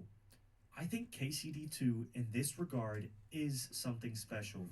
They removed most of the jank that made the gameplay in the first game tough to manage, while adding features and streamlining others in a way that maintains the difficulty of the game without sacrificing the fun. And that's what I call a masterclass in game design. The last aspect of this game that I want to talk about is the story. Now, the narrative in KCD1 was something that I didn't love. I didn't hate it or anything, and KCD1 definitely had memorable characters, but the story as a whole just didn't grip me in a way that I thought it should have. However, what the game exceeded at was quest design and player choice. In KCD2, they've amped up that player choice up to new heights while also delivering a really compelling narrative. For one, the production value on the cutscenes and the storytelling just in general is insanely higher than in the first game. Again, that makes sense. Warhorse probably didn't have all the funding they wanted to make the cutscenes as immersive as possible in the first game, and now they do. But the transitions, the beautiful cinematography, everything about the cutscenes and the way they tell the story is just so amazing. It also helped that I think the story in general is just way more interesting this time around. KCD2 is a direct continuation of the first game's story. There are complex political and economic things going on in this story that were really only touched upon in the first one. Henry is also already just a bit more of a badass this time around and is even more confident and sure of himself. Hans Capon is also the Hans Capon we know and love. The The slightly narcissistic but lovable noble, him and Henry's friendship is just something that's done really well throughout the game. All the new characters that are present in the game are also really well constructed. Zizka is an awesome addition, as well as Catherine. They both bring a great backstory and offer really great characterization. But, like last time, the bread and butter of the story is the quest design. I mentioned in my KCD1 review that I felt as though almost every main quest and side quest had probably 2 to 3 different endings to them based on the choices you made. I feel the exact same way here, except for the fact that there are now way more side quests and they are way more complex than the ones in the first game. Every single quest in this game, side or not, feels incredibly handcrafted. There's not a single quest in this game that just asks you to go here and do that thing. Every quest has twists and turns along the way and different choices to make. It's a level of player choice that I frankly have never seen in a video game before. It genuinely feels like real life at times. If I can think about completing this one quest a certain way, chances are I can complete it that way and it would offer me a different ending had I completed it another way. Another thing Warhorse has added are dynamic quests. There will be times when I'm just walking around the world where I stumble across something that kicks off an entire side quest. They're similar to the random encounters that you would experience in RDR2, except here they start full-fledged side quests. Early in the game, when I was on the quest to find Mutt, my dog, I came across a drunk gamekeeper stuck in a tree with wolves surrounding him. This felt super immersive. No one told me to go this way while searching for my dog, and I just happened to come across him while on my search. So I ended up killing the wolves and getting him down. But in the process of getting him down, he hurt his ankle. So I had to carry him to his hideout, and then by the time we got to his hideout, he realized that someone had stole his horse. So at this point, I was in way too deep helping this man, so I had to go out and find his horse for him. The quest itself was honestly pretty tedious, but I couldn't help but feeling immersed. I had completely forgotten about finding my dog at that point and was solely focused on helping him. When a game can make you forget your main objective that easily and encourage you to get sidetracked in such a way, that's a damn good feeling. Overall, man, there isn't much I can say about this game right now that I haven't already said. This game is beautiful, the world is immersive, the combat is fast and fluid, the narrative is compelling, and the quest design is some of the best, if not the best quest design I've ever seen in a game. Warhorse Studios has done something that AAA developers like Bethesda have been trying to do for decades. There is rarely such a game that hits on every aspect that makes a game, and does so in such convincing fashion. Warhorse had a vision. They learned their lessons from the first game and knew what they wanted to do with this one. As far as I'm concerned, this is now in the top I will 3 buy it of on my the favorite first. games I've ever played. Warhorse has solidified themselves as a force to be reckoned with in the RPG I don't think it's space, my type of and I'm game, excited to see what though. they've got planned next. Either way, that's going to do it. Thank you guys so much for watching. If you like this type of content, make sure to hit that like button and consider subscribing to see more content like this. My last video was on a deep dive on Kingdom Come Deliverance 1, so I highly suggest checking that out. I also have a video on Avowed coming up next, and then AC Shadows after that, so stay tuned for those. But yeah, guys, it's been CGG. I'm out. You know, when I think of going to do Kingdom Come Deliverance, I think just go play Skyrim, because it at least has magic and stuff, and fast travel. That game looks so slow and so boring to me, kind of. I don't know, though. I don't know. I mean, Skyrim has walking, too. I don't know. I'm sort of, like, a little bit torn a little bit about that.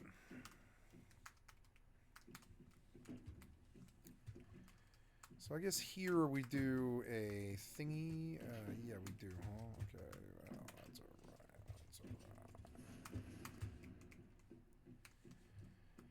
Okay, so I guess we do frames there. Yeah.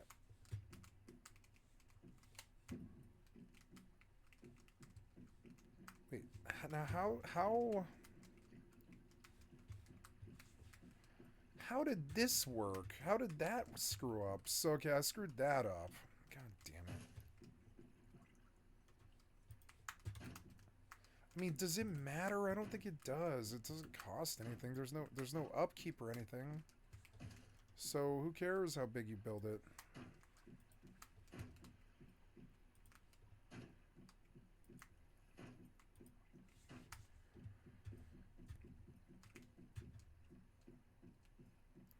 I like screwed up half the base somehow. God damn it.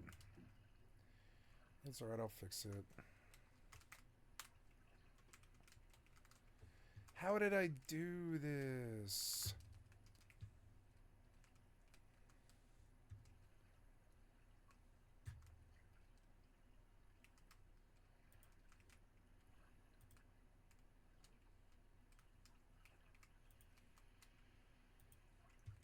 Oh, did I lose the items? No, they were probably just given to me. Yeah, probably. God damn it. God damn it. There now, I guess we go like that, and that, and that, and then we go that, that, that, and that. And that way I can get out if I need to.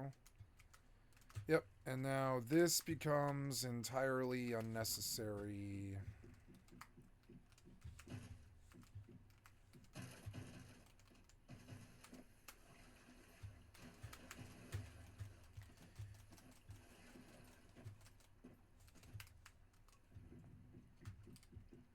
God damn, I fucked up. So annoying. And so now I think that's screwing up that. Yeah, I need to relocate, I guess, for now. What all did I lose? I lost like the... I can just rebuild. I don't think it costs me anything, which is good. Build. Separate. Jump.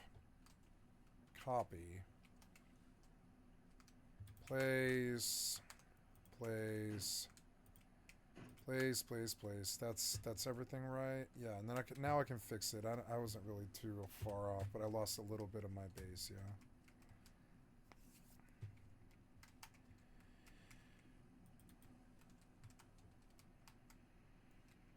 And then we go Oh, yes, I lost the frames that matter for the structure, so copy, yep, and paste. And we need those and that. That adds a lot of structural value to the base. Eventually, I want a spaceship game like Space Engineers that lets you do this, but a lot easier like this. And I just want to live out in the space world like Star Citizen. Star Citizen could take the crown if it suddenly gets an engine that's as good as this, which it won't. And it suddenly gets base building as good as this, which it won't. This game could take the crown if it suddenly became like Interstellar or something. I don't know. Something like that. Anyways.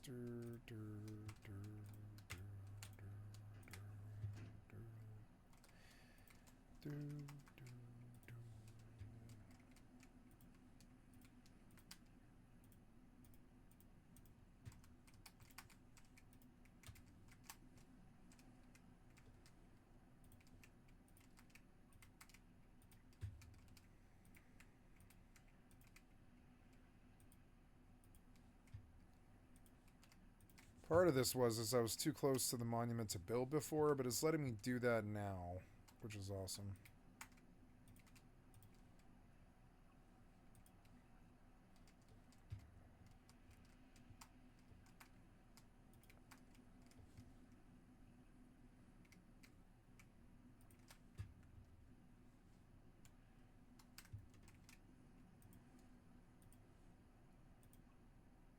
God damn it, just... Ugh.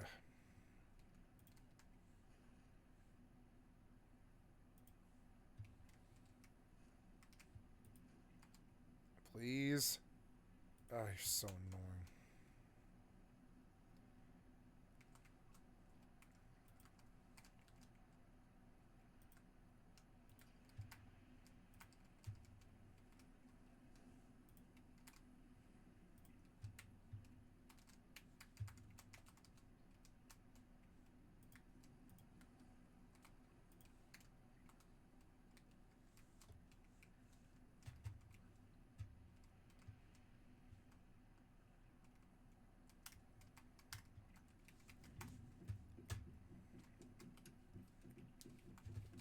N is too far to reach for.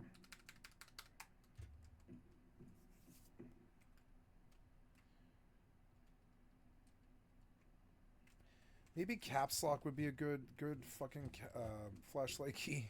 I don't know.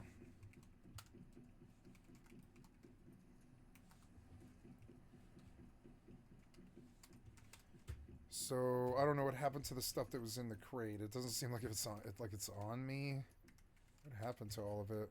I don't know. I hope I didn't lose all that loot, whatever it was. I don't think I did.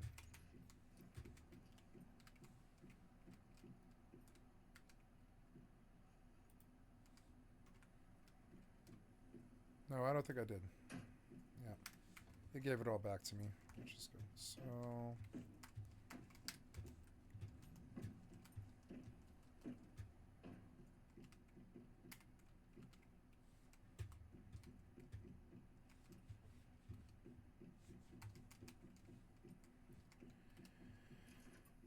Okay.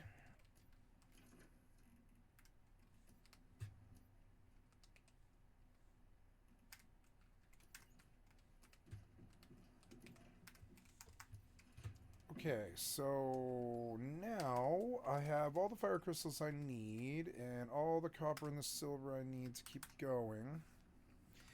I could go back to Mora, I suppose. It's a little bit warmer in here than I want it to be. I'll turn it down. Yeah, you got too warm. Just keep it right there. There. A little bit too warm. Looking for 2-man, 2-3 nation, dragonfight, Gelsp outposts. Looking for man 2-3. I don't know. Do I need that one?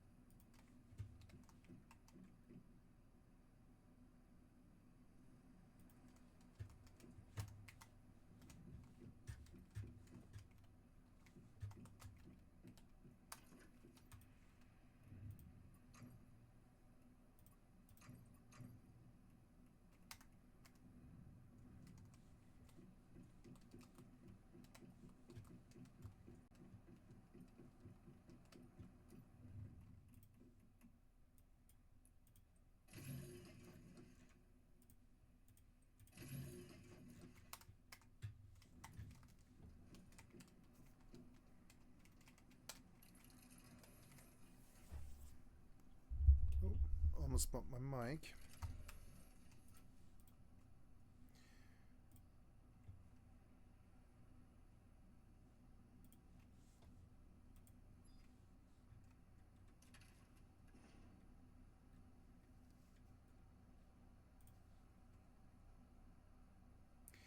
Thank you, the Lonely Vault Wanderer. I'd like to sub to your channel. What's going on, everyone? It's me, Lone. Welcome to the official debut episode of Lone Vault Radio, a video games podcast where I invite my friends, other content creators, and industry... Oh, God. Mr. Matty Plays. I gave him the view, but I don't want to listen to it.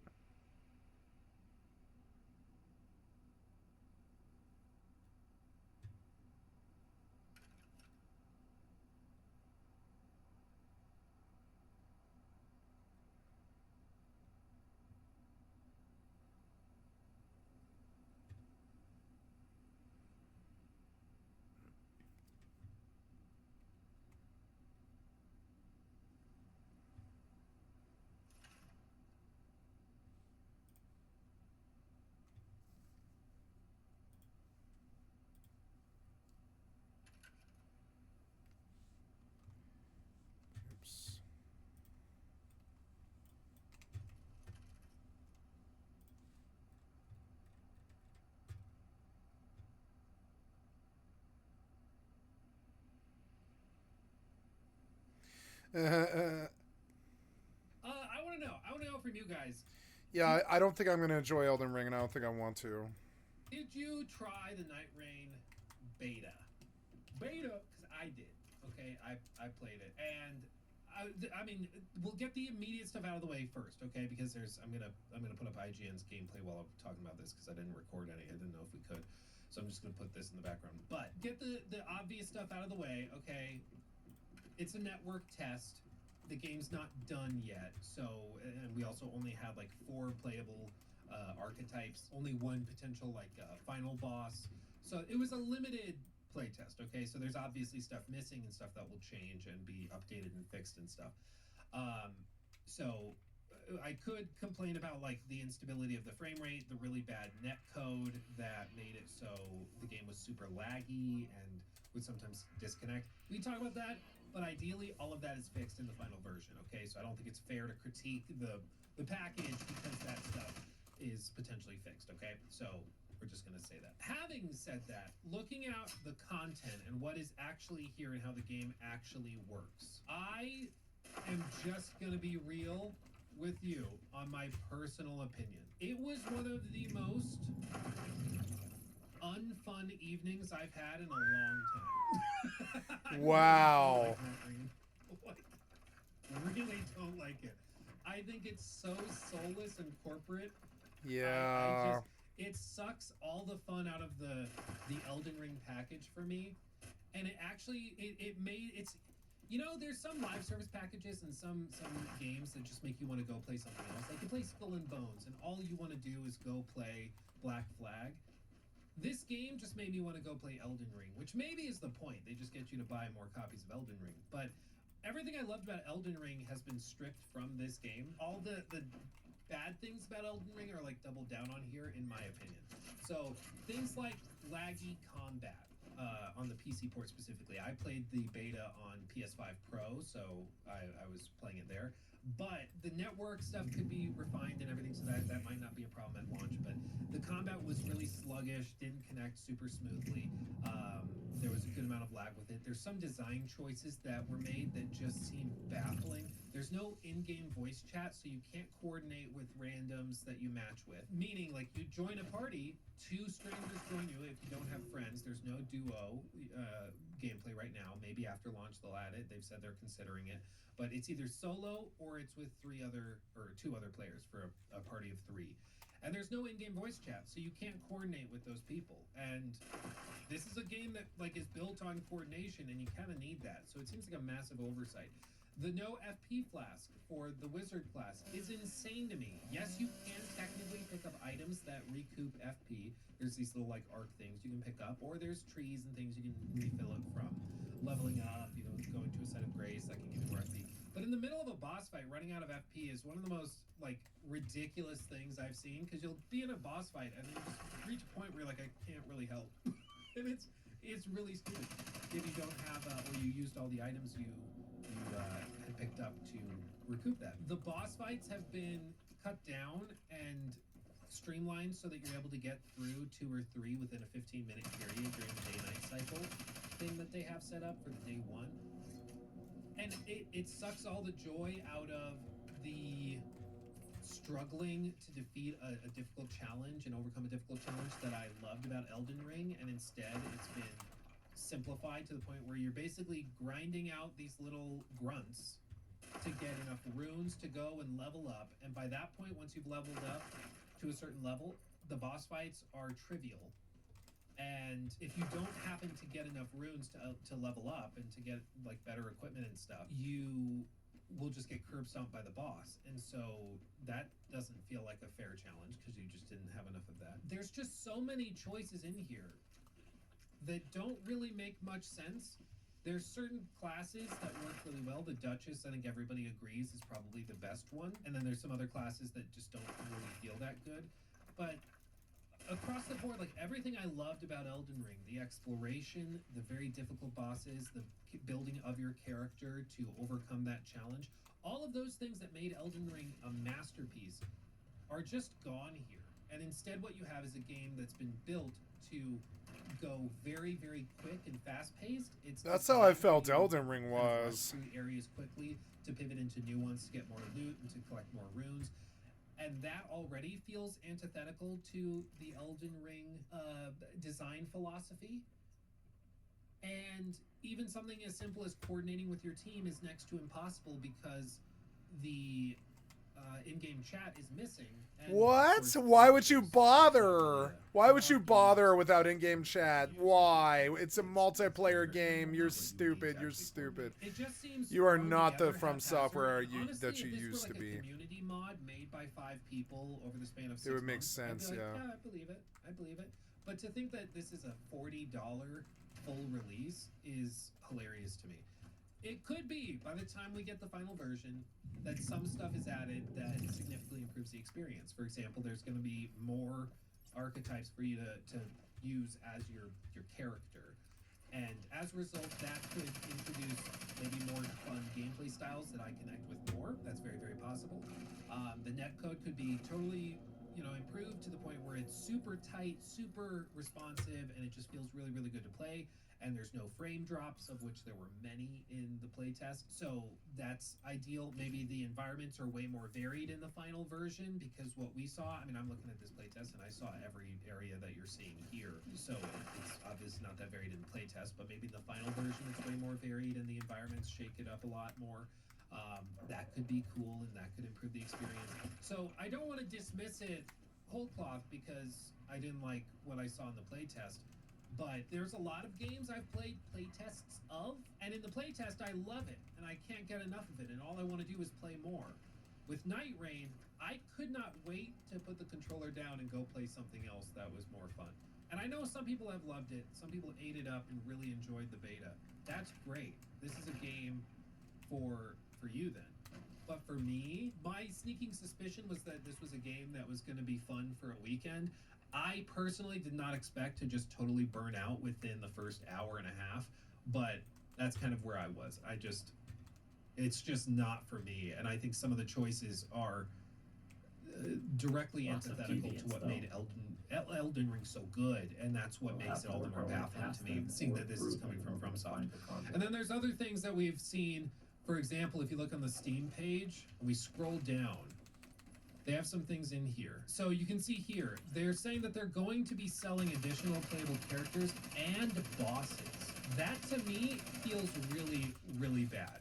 The fact that right now, one of the big complaints is that there's not a lot of boss variety. Even in the playtest, it's limited. That's all that Elden Ring is. It's bosses and version, trash. They've already said that there's going to be around 32 total bosses for you to encounter in various areas around it. And the idea that they're going to be selling additional playable characters as DLC and bosses, like that, to me is, I don't like that, man. I just don't like that. It feels like we're doing Evolve all over again, like you have to buy the boss or the thing for you to go against. I don't like it. I think that's the simplest way I can put it. I was hoping I would, but I've not been so thoroughly underwhelmed by a From Software product like that in my life. I was shocked, and I hope people that do connect with it.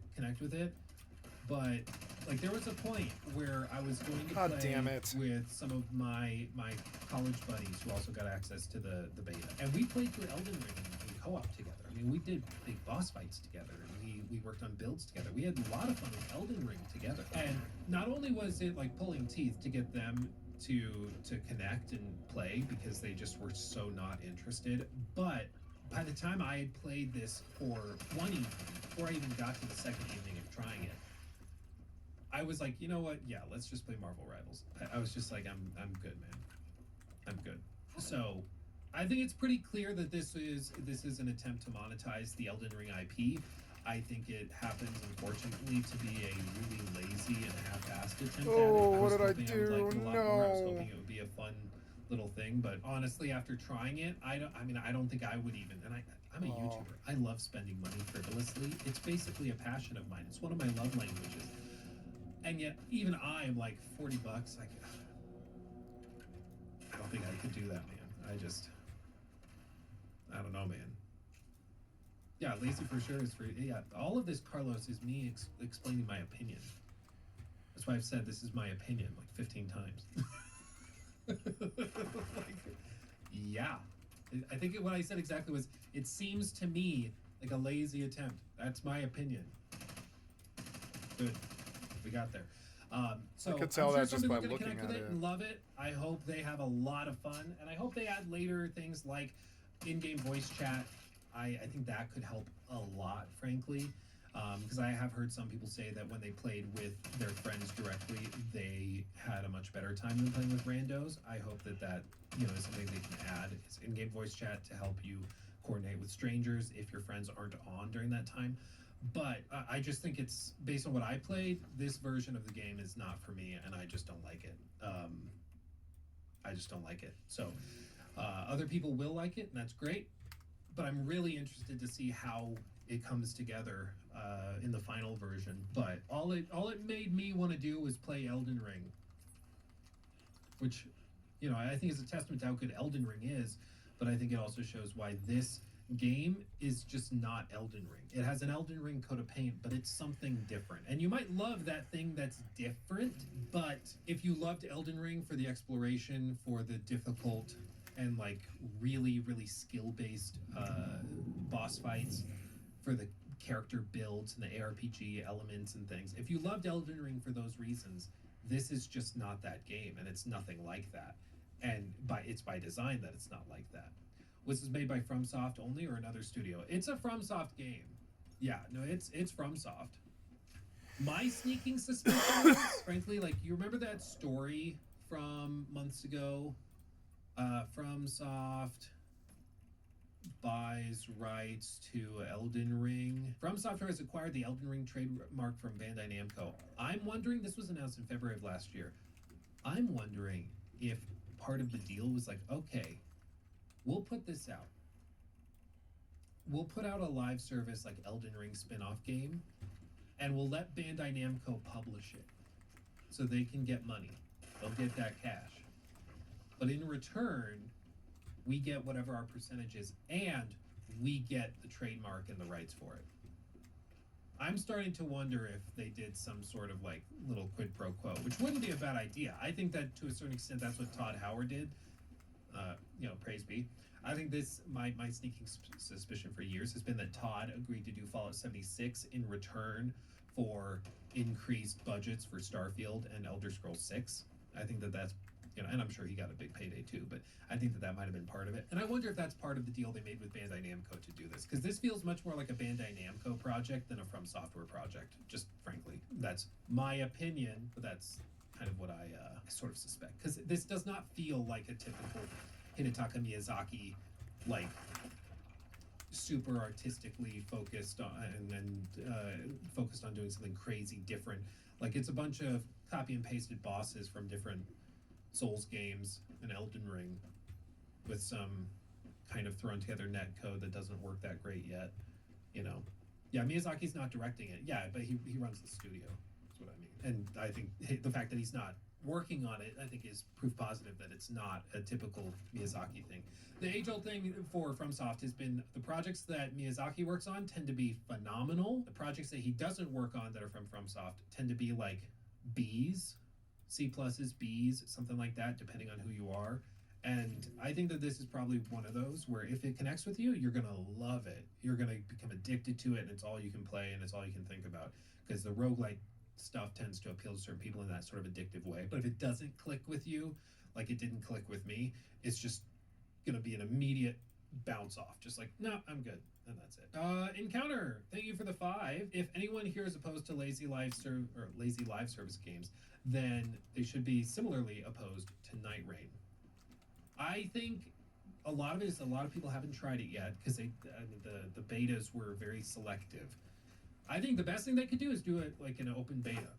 Do that. Maybe they've already announced they're doing that. I don't know. But if they did an open beta, just let people try it, I think that could go a long way. That's what I think they should do. But the truth of the matter is that when you are a very, very well-respected and accomplished studio like FromSoft, there's a certain amount of grace people are willing to give you.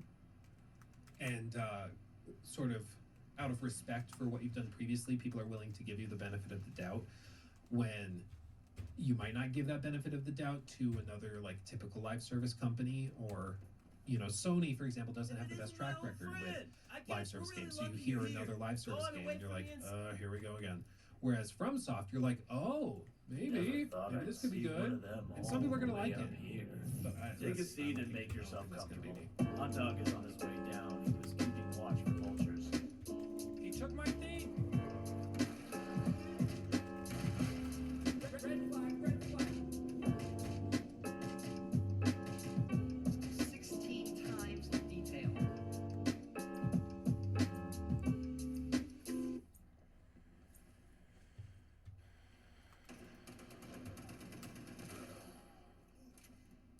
If you guys haven't been here at the start of the streams, we play these songs that are generated with Suno, and they're just fun, silly songs making fun of Concord or Herman Hulst destroying PlayStation with Jim Ryan, stuff like that. But one of the songs I played today was about giving up and moving on from Fair Game $, because it's a game about stealing from the rich, giving to the poor, but the player actually fits the bill, even though that's like literally the opposite of what you're doing by buying the game. You're giving your money to a multi-billion-dollar corporation and then pretending as though you're engaging in something that's more noble because you're robbing from digital rich people. It's very funny. It's very stupid, and it's one of the most out-of-touch game concepts I've seen in a long time. It's just cringy as hell. But it's been expected to come this year. They released a trailer. Was it last year or the year before? Fair Game $. I don't actually remember exactly when they revealed it. It was May of 2023, going on 2 years ago. They dropped this trailer, and it was so roundly mocked, it's actually largely been forgotten, which is what's really, really funny. I've talked about this on stream a handful of times because this is, I think, Concord 2.0 is what it looks to be based on these trailers. But, or this trailer, this is the only one we've gotten. But I've always been amazed that people will respond in the comments, be like, what? Oh, I forgot about this game. Thank you, Luke Stevens. I'd like to sub to your People channel. always forget about it. But it's apparently one of Sony's like up-and-coming big things they're very confident in. Remember, they canceled the Blue Point live service game that was a God of War spin-off in a big, big franchise. They canceled the whatever live service game the Days Gone devs at Sony Bend were working on. They canceled those, but they kept this. This game is still in production, okay? And it's literally like themed around you playing against other teams to rob billionaires. And you take the money, and it's okay because you took the money from somebody that was rich. And that makes like theft okay. Okay. Also, give us $40 for the game, or $70, whatever they're going to charge for it, because they still insist they're pursuing premium. Rob the rich. It's an interesting concept.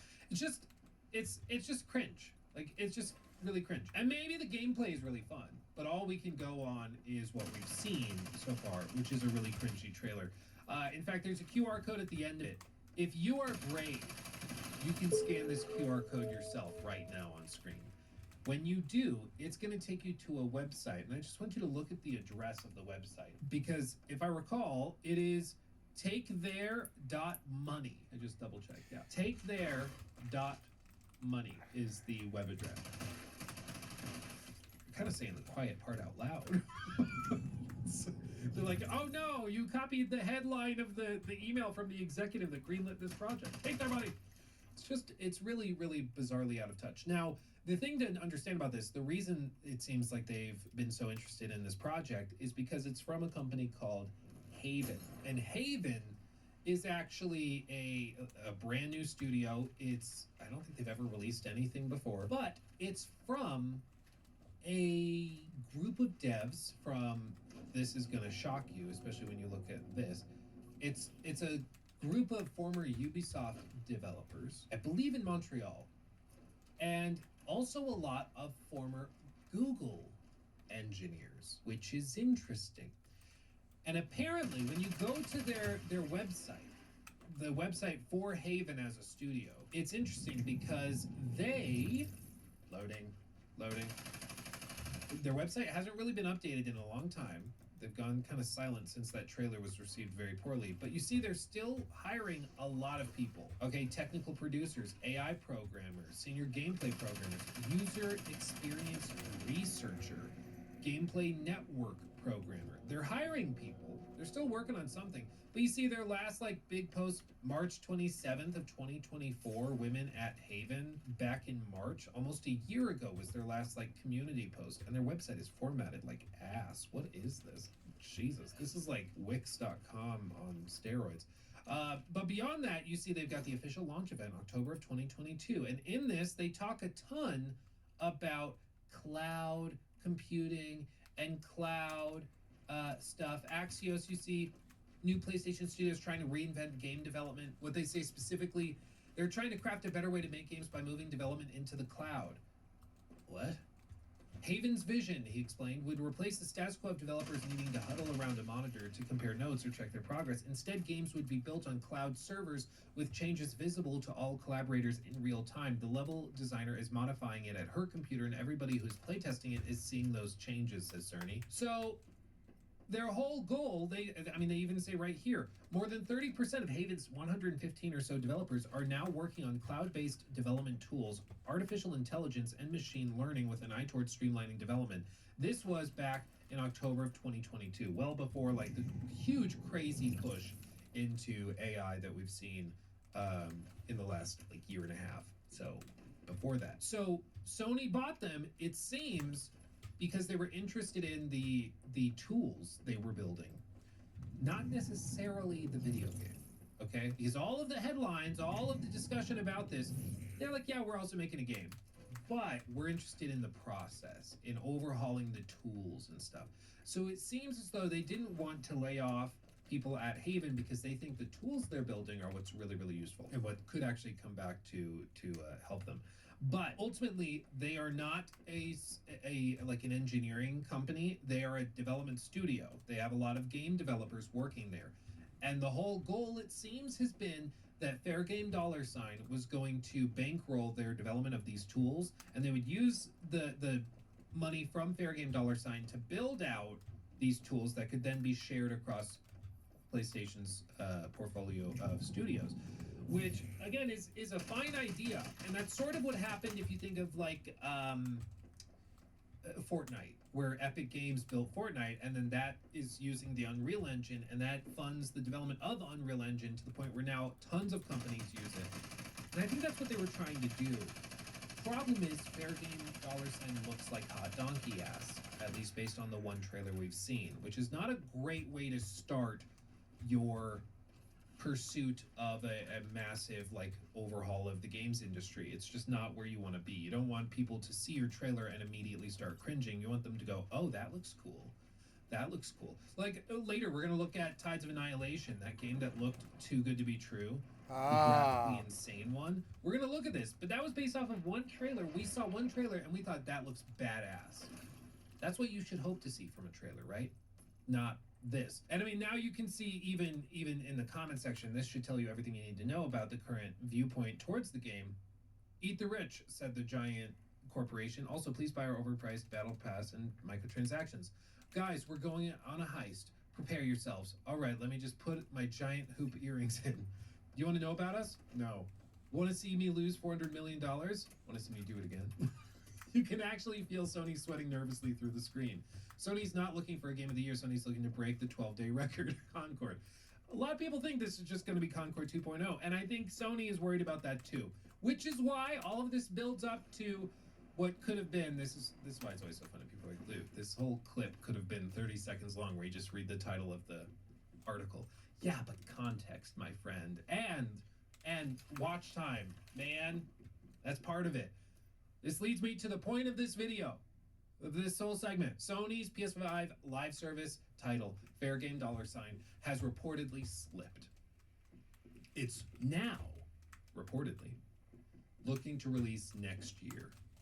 They booted it out of 2025 and into 2026. Now, this is according to Jeff Grubb, who claimed in a podcast this week that co-op heist shooter, first announced nearly 2 years ago, has been internally delayed to 2026. Announced in 2023 with no release window, Fair Game $sign is described by its creators as a fresh, modern take on the heist genre.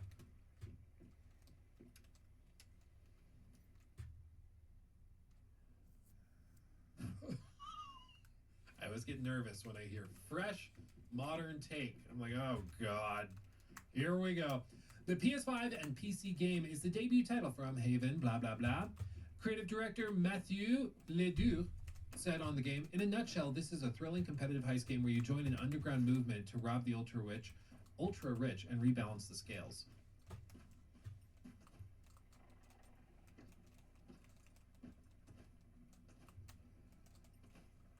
Okay. Sure. He added, Fair Game $sign will give you an opportunity to break... Fair Game $sign will give you an opportunity to break the rules as a modern-day Robin Hood, a thrill seeker, or just someone that wants to collect cool loot. Trespass inside forbidden locations around the world, fill your pockets like a kid in a candy store, and unravel nefarious plans of untouchable billionaires. This game was literally greenlit by a multi-billion-dollar corporation. Like, what? It's just so cringy, dude. I cannot believe that they did. And, like, here's the other thing. They show all these pictures of, like, you know, the people that are greenlighting these projects they're founding. You know, this is Jade Raymond, a former head honcho over at Ubisoft, a well-known, you know, industry veteran. So Jade, Leon O'Reilly, and then PS5 architect Mark Cerny. These are all multi-millionaires. You know, but yeah, no, eat the rich. It's just so freaking funny to me. It's so stupid. I can't wait. It's gonna be so stupid and funny. Oh man. You know, not everybody gets joy out of cringe, but man, I eat it up. It gives me life, man.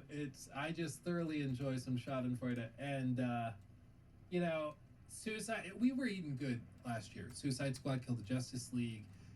We had Concord. I mean, it was a tasty year if you enjoy watching things crash and burn that deserve to crash and burn. And I was excited for this because I thought this was going to be like a pretty good time. But I guess we'll just have to wait till next year. But there we are. I'd like it if we could stop cringing. Yeah, ultimately, like, here's the deal. We all should root for more good games. But I'm a firm believer that there's some concepts that you just can't, like, you can't salvage, okay? The Saints Row reboot.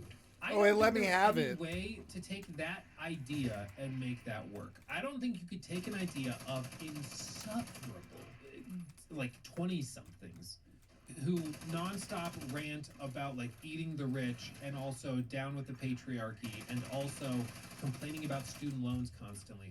I don't think you could take that and then find a way to make it work as a video game that people would connect with. Because it's just such a stupid idea to begin with. It just is a bad concept. Same with Concord. There was no way where you could, like, yeah, it's basically Overwatch, but worse. We're going to charge $40 for it.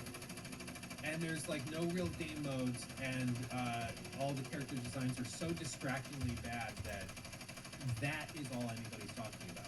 Not even the gameplay being mediocre. All anybody can talk about is how bad the character designs are. There was no salvaging that idea. And when you see something like that, especially something that I think is really bad for the industry, which is this non-stop push for live service stuff from studios that are otherwise quite capable, I think it's good, and dare I say even noble, to call it out and to wave the red flags and hold their feet to the fire. You know, I think there's some live service concepts that are good, that can add to the player experience. I mean, obviously, I enjoy Marvel Rivals, for example. I play it with my brothers and my wife. We all hop on and have a great time. That's a concept that I think was really well executed and fun. And it was just delivered really well. I think it's priced fairly. You know, how they've monetized it, I think, is fair. I think that's a really good example for everybody to look to. Whereas you see some of the other attempts for live service adaptations of stuff, and I think it's slimy, and I think it's bad for the industry. So I think it's important to call these things out when you see them, and to hold their feet to the fire and hold them accountable and push them to be better. Because ultimately, the companies will do whatever they can get away with. They'll push and push and push, and until they see some repercussions and consequence, they'll keep doing it. I want to kill him. I want to kill him, but I can't see a wound. The loot box Where's the wound? There it is. 2 and Shadow of War, and then they kind of like chilled out for a while. Oh god damn it! No, just the discard. NFT stuff because that was getting so stupid and insane, and then they calmed down on that. And then they started pushing everything having battle passes in, and then they calmed down with that a little bit. So I think you just gotta, you know, and then Sony's big push for the last like year or two. really like 3 or 4 years, but we've seen most of it the last year or two. It has been having their first-party single-player studios work on live service stuff, which is just the most insane, asinine thing ever. To have Bluepoint, the magicians that made Demon Souls work and so beautifully recreated, to have them working on a God of War live service spin-off game, like, you have to be so... I don't even know what the word would be. Like, not just out of touch with what gamers actually want, but you also have to be so, like, dismissive of the actual talent that your studio has. It's just, yeah, dull, dim-witted, sinful. That's a funny term. Yeah, it's just like so dim-witted to do that, and then expect that we would all see it. Oh, it's Kratos with an axe, and I can put him in a unicorn outfit. I paid $20 for it. Like, it really betrays, I think, a real maybe contempt or it shows what they think of their players and of the gaming community, that they think they're so dull and dumb that gamers would give them money for something like that. It's really insulting, I think, to the broader community and industry, and the people that are making those decisions that speak so lowly of gamers. I think those people deserve to be called out for that. I think that's the thing. So anyway, Fair Game $, we'll have to wait till next year, but it just means that next year there's going to be all the more focus on it. It does seem like the Horizon multiplayer game is still slated for this year, so we should probably still see that. That, I think, stands a chance of being impressive. Whether it finds an audience or not, I don't know. Because if it doesn't come out this summer, and there's still been no announcement or anything, there's a strong chance that they could end up launching either close to GTA 6 if they're still targeting this year, or if they slip into next year, I mean, they could be launching the Horizon Online game next to GTA Online's overhaul, which would be the most hilarious self-own you could possibly do. Like, already Horizon has a history of releasing right next to big games that dominate the discourse instead of, getting the full limelight. The first game launched right next to Breath of the Wild on the Switch 2, or the original Switch, and then Horizon Forbidden West launched right next to Elden Ring for some reason, and it would be really, really freaking funny if they tried to put the Horizon multiplayer online live service Fortnite game right next to like GTA Online. I think that would be freaking hilarious. So we'll see. But that's still allegedly coming. We have Marathon. There's rumors and speculation that maybe Marathon is revealed in like April-ish. Maybe even March, so we should see that soon. So Sony still has a lot of live service stuff coming, but Fair Game $, specifically, we're going to have to wait a little while longer for. But they're not giving up on it. Sony, hear me out.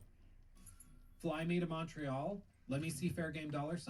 If it's good, and like, imagine if I end up being an advocate for the game. Wouldn't that be great? But the deal is I have to be able to make fun of it if I hate it, okay? That's the deal. I'll come out and I'll tell you thumbs up, thumbs down. You got to cancel it or it looks great. You sound so and egotistical. If it looks bad, I get to make fun of it. You sound so egotistical. You're like, hey, Sony, let me tell you if your good game's good or not. I don't think I could ever do that. I know I could do their business better than them, but I don't think I could ever tell them if a game is good or not.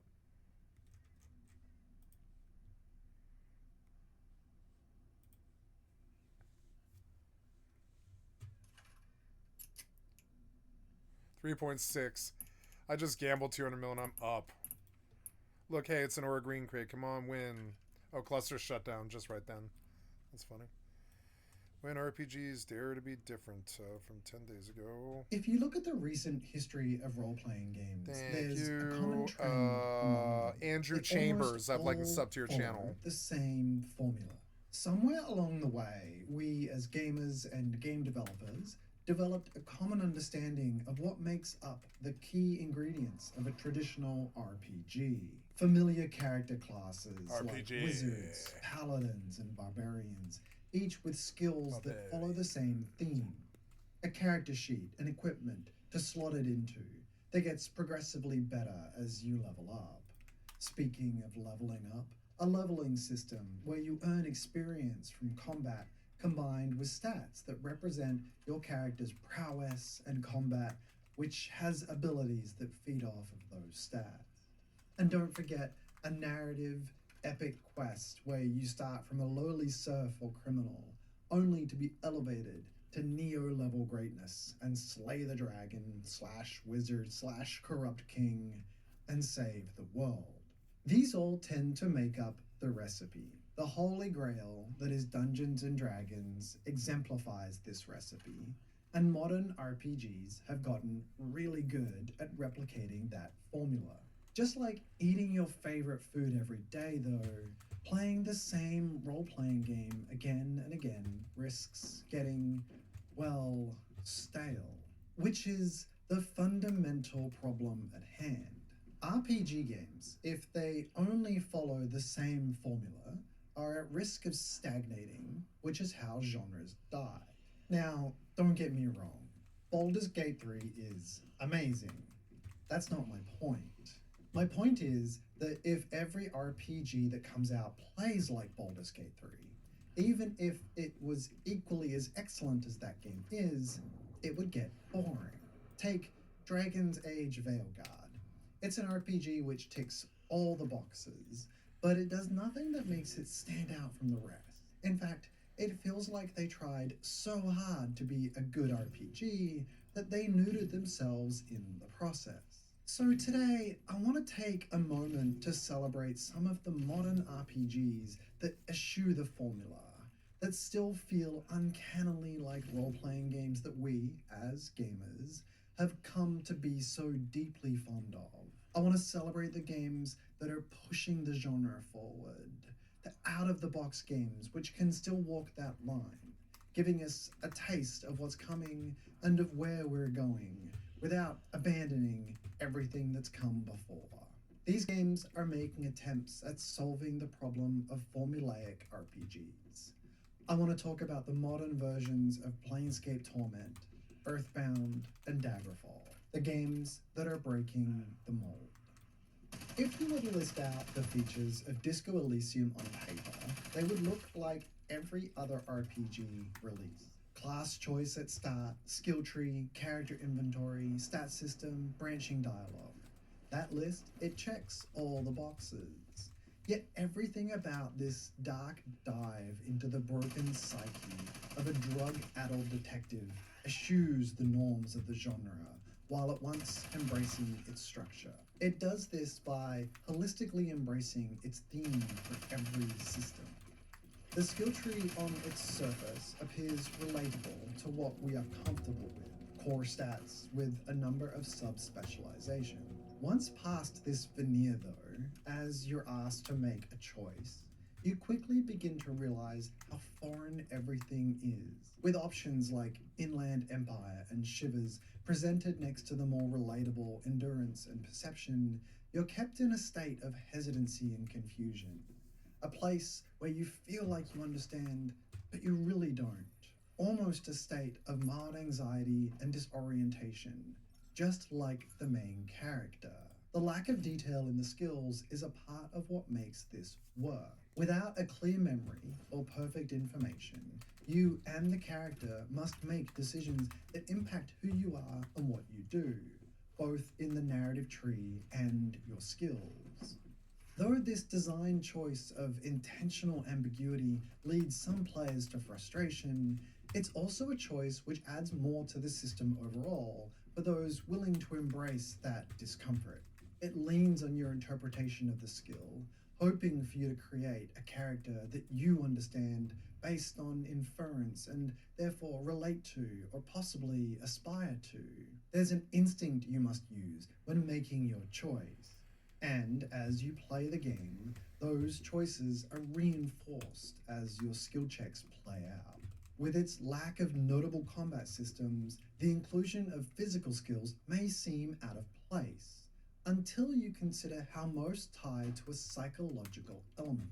Your pain threshold, fight or flight response, and inclination to drug abuse are all presented as choices which impact your physical success chance, but with an underlying connection to a mental or emotional element.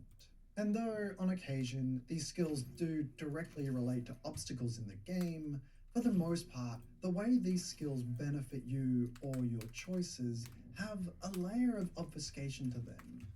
Certainly, it feels like your chance at success does increase as you invest in certain skills, yet the roll of the dice is just that, a truly random roll of the dice. The real glory of the skill tree in Disco Elysium is just how far they've veered away from the normal, comfortable space of +1 to strength into a deeply rich and connected array of choices that reflect the challenging mental state of the main character. Then there's the thought cabinet system. While many rightfully draw analogies to the more traditional perk or passive talent tree, Elysium's thought cabinet system has some very interesting concepts that make it stand apart. Once more, they accomplish this by leaning heavily on the theme of what happens One when we activator, have one. thought. A traditional perk or talent system has the player performing some unrelated action for a while in the game to earn that reward. For example, killing creatures to earn XP, which gives you some arbitrary talent point. The thought cabinet, however, connects the unlocking directly with the theme. Just like a thought, players are given them seemingly spontaneously. To unlock the thought, they must choose to focus on it for some period of time. Once the thought is being focused on, there's really nothing to do but wait. To continue playing the game until the thought unlocks, revealing itself and its benefit to you, at which point you can hold onto it or discard it. On top of this, you could choose to ignore the thought cabinet entirely and still finish the game. While most talent tree or perk systems are tightly woven into the balance of combat or other systems, and would expect players to have chosen them to progress, the thought cabinet is, functionally, entirely optional. Yes, there's power tied here, but overall it's not critical to engage with. If you want to roleplay as a thoughtless drug addict, you certainly can. The beauty of Disco Elysium is how it's all tied into one holistic thematic package. On their own, the skill tree or thought cabinet system would be out of place in a more traditional RPG. Sure, maybe you could shoehorn in the thought system, but a skill system with the choices that allows you to engage in discourse with your tie only works when connected with the grander theme. No one is saying that! No one is saying that Ty can talk! That would be ludicrous! This aligning with the theme is what makes Disco Elysium such a masterpiece. It embraces its nature across all its systems to immerse you in the world. Kingdom Come Deliverance, both the first and second, are also games which do an incredible job of immersing you in a world. These are titles which, beyond being modern open-world RPGs, prioritize exploration and freedom of choice, breaking free from the traditional linearity of most recent role-playing. While some may consider it to be pretty hardcore, the recent success of the sequel speaks volumes for how much desire there is amongst the audience for a game which embraces that which has many systems that can be manipulated and interact in surprising ways with each other. Whether it's the crime and punishment system, the way you can choose to complete quests in a variety of different ways, or how those choices impact the conclusion of the narrative, all of these systems tie together to create a true role-playing game, while also pushing away from the formulaic. The alchemy or blacksmithing systems are great examples of this. Most games in the genre would use a simple user interface to allow you to craft potions or new weapons. Deliverance goes all in. Alchemy has you collecting herbs and drying them, recipes and ingredients from an apothecary, a full skill tree related to it, to the full gameplay revolving around actually brewing the potions themselves. Even describing these as minigames doesn't do them justice, as they could practically stand alone as games themselves. Not only is this testament to the game embracing its immersiveness, it's showing and understanding that games need a variety of intensities. This type of play, repetitive with a small amount of challenge associated with it, puts players in almost a meditative state. The overall challenge is low, and it allows players to just get into a groove, allowing them to feel like they're making progress and being rewarded as well as contributing to their future success. Games need systems like this. Maybe not every game needs something as complex as alchemy here, but the larger titles, say Destiny, would all benefit from a more relaxed type of gameplay. These give players variety. Continually diving into combat becomes exhausting, and players need to take a break. Because most games don't provide gameplay that allows for that break, players inevitably get tired and leave the game. Here though, with the alchemy system as an option, players can take a day to just make potions. They stay connected to the game rather than leaving and going to do something different. And if you look across Deliverance, you see this variety of systems in droves. This ramping up and down of different intensities, from conversing with other characters, to lockpicking, to the inevitable and unique combat, allows players to pace out their experience. It gives the game a sense of unique progress that the player is in control of.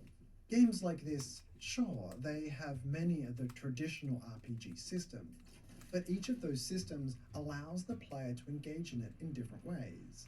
It sets a different intensity, and that ties well to the progression in the game. Starting as a lowly, almost useless serf and growing over time in waves of various intensity to become the hero.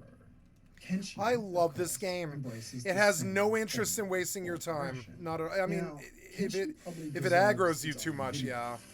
Honestly, But I it has barely no even interest in know wasting your Star time at Wars. all. Kenshi is a standout example. Oh, look, it's a of how to beautiful create sunny a day variety today. of That's very systems that rare. have the potential to interact with each other and simply allowing the player to discover what's possible. Of all the RPGs out there, it likely eschews the traditional formula the most. Except for an exceedingly simple tutorial, it barely gives the player any guidance. It leans in the most on just giving the player the controls and saying, mate, figure it out.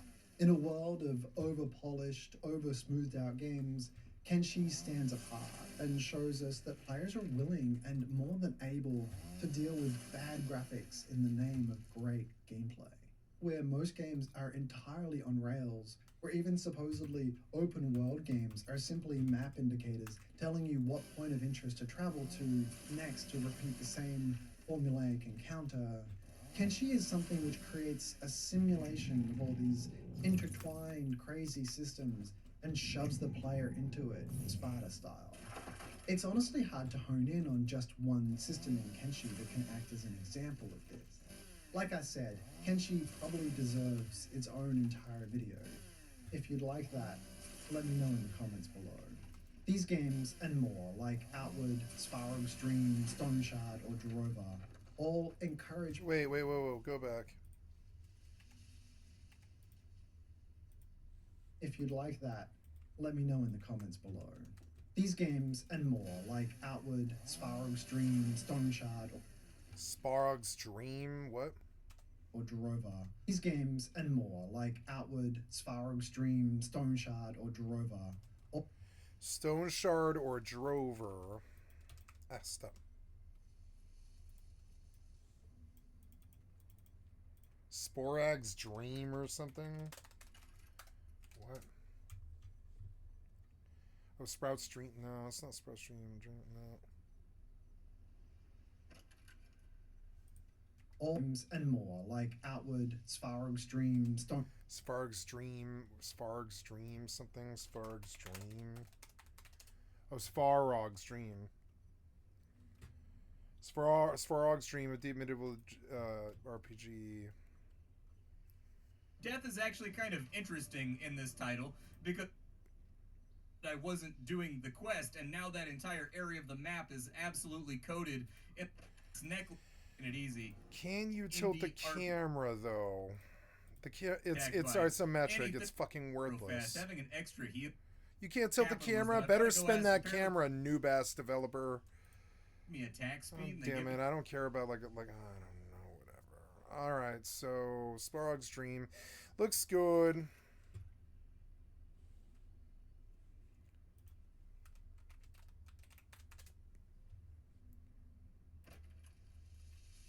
Twitch What was stream, that other sound? little fun things. What was that sound? I mean, it's the middle of the day. I shouldn't have heard anything. What the hell was that?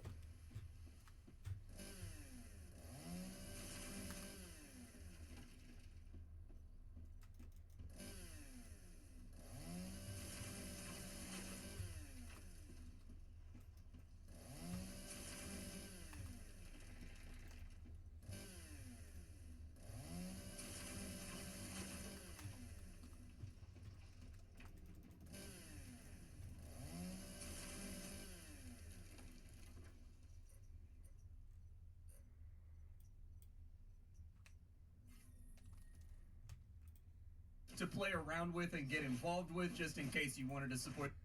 Isometric. I'll left Hilla. 2D. Let's see what awaits us on the road. It's okay. This area is blighted, so as you're walking around, you'll see like birds fall out of. It's alright, yeah. Onshard or Drova. Drova?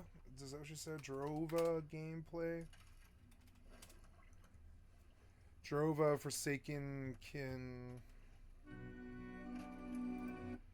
Fixing patch that fixed all sorts of stuff. I really didn't experience much in the way of problems at all. Really, all isometric games just weren't that good. All encourage players to think.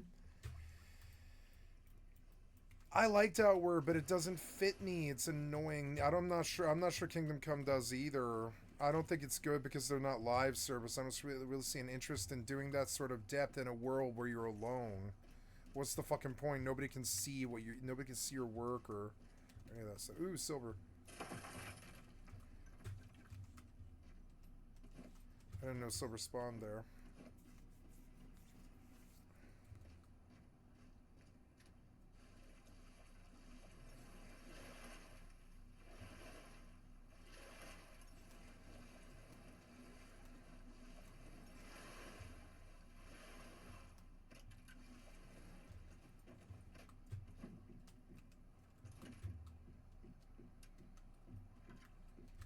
Gotta repair my weapons.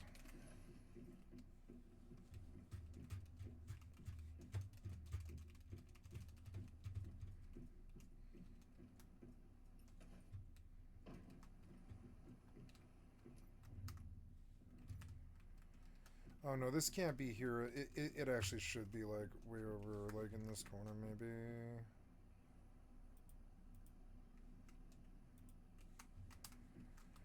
Okay, and then I need a gear workbench. Ugh.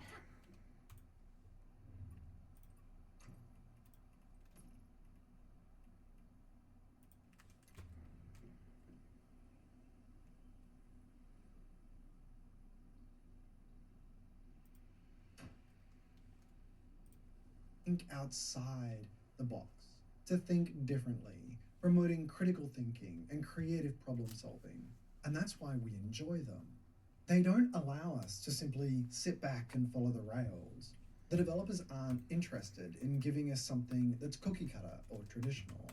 They want us to engage with them. They want us to solve the problems that they put in front of us. And they respect us enough to be smart enough to actually use those systems and tools to play the game. And that's the real beauty of role-playing games. Back to Dungeons and Dragons again. The handbook wasn't about creating a fixed, strict set of rules to follow like a choose-your-own-adventure book. It was about providing a set of rules and systems that could be combined by players in wild and creative ways to solve problems presented to them by the Dungeon Master.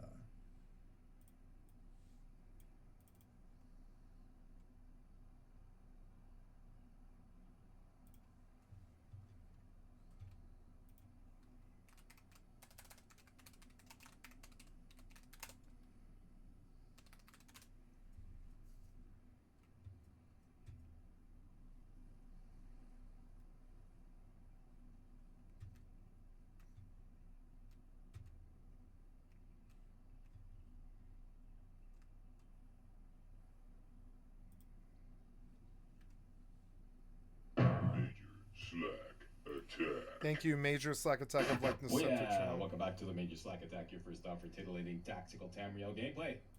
Yeah. And what's on the menu today, Slack? On the menu today is the Hearthfire DLC. Yeah, it's about time I did this. I've never done Requests for this, Heartfire. And yeah, let's just add this to my Skyrim repertoire. The Heartfire DLC was the second major DLC released for Skyrim. It was first released September 4th, 2012 for Xbox 360 and October 4th, 2012 for PC. And a little later, at the beginning of the next year in February for the PlayStation. The Hearthfire DLC basically introduces the ability to build your own home from scratch. And I mean, in a luxurious, multi-wing, fully loaded, all-dressed home with the carriage driver, steward, the whole 9 yards, all right? Now, there are 3 homes available in the Hearthfire DLC, the Lakeview Manor, the Heljarken Hall, and the Windstad Manor. You're now currently looking at the luxurious and glorious Lakeview Manor, located in the Falkreath Hold. Now, before you can build a home, you must gain permission from the local Jarl to buy the land that the home eventually will be built on. And to gain that permission, you must complete 1 or more quests.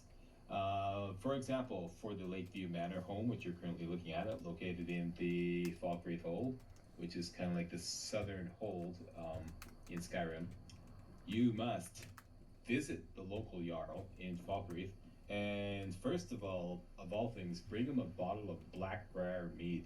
Yep, that Jarl, who is a total fop, by the way, complete fop, yeah. He requests that you bring him a bottle of Blackbriar mead from anywhere, it doesn't matter, just bring one of those, and then after that he'll send you on a much more demanding quest to kill the bandit leader in one of 5 randomly appointed bandit camps. And these 5 locations are, do I have them on this map here, or do I have it on another map? No, I have it on another map. I have them on another map. Let me just load that up right now. I believe it's saved number 10.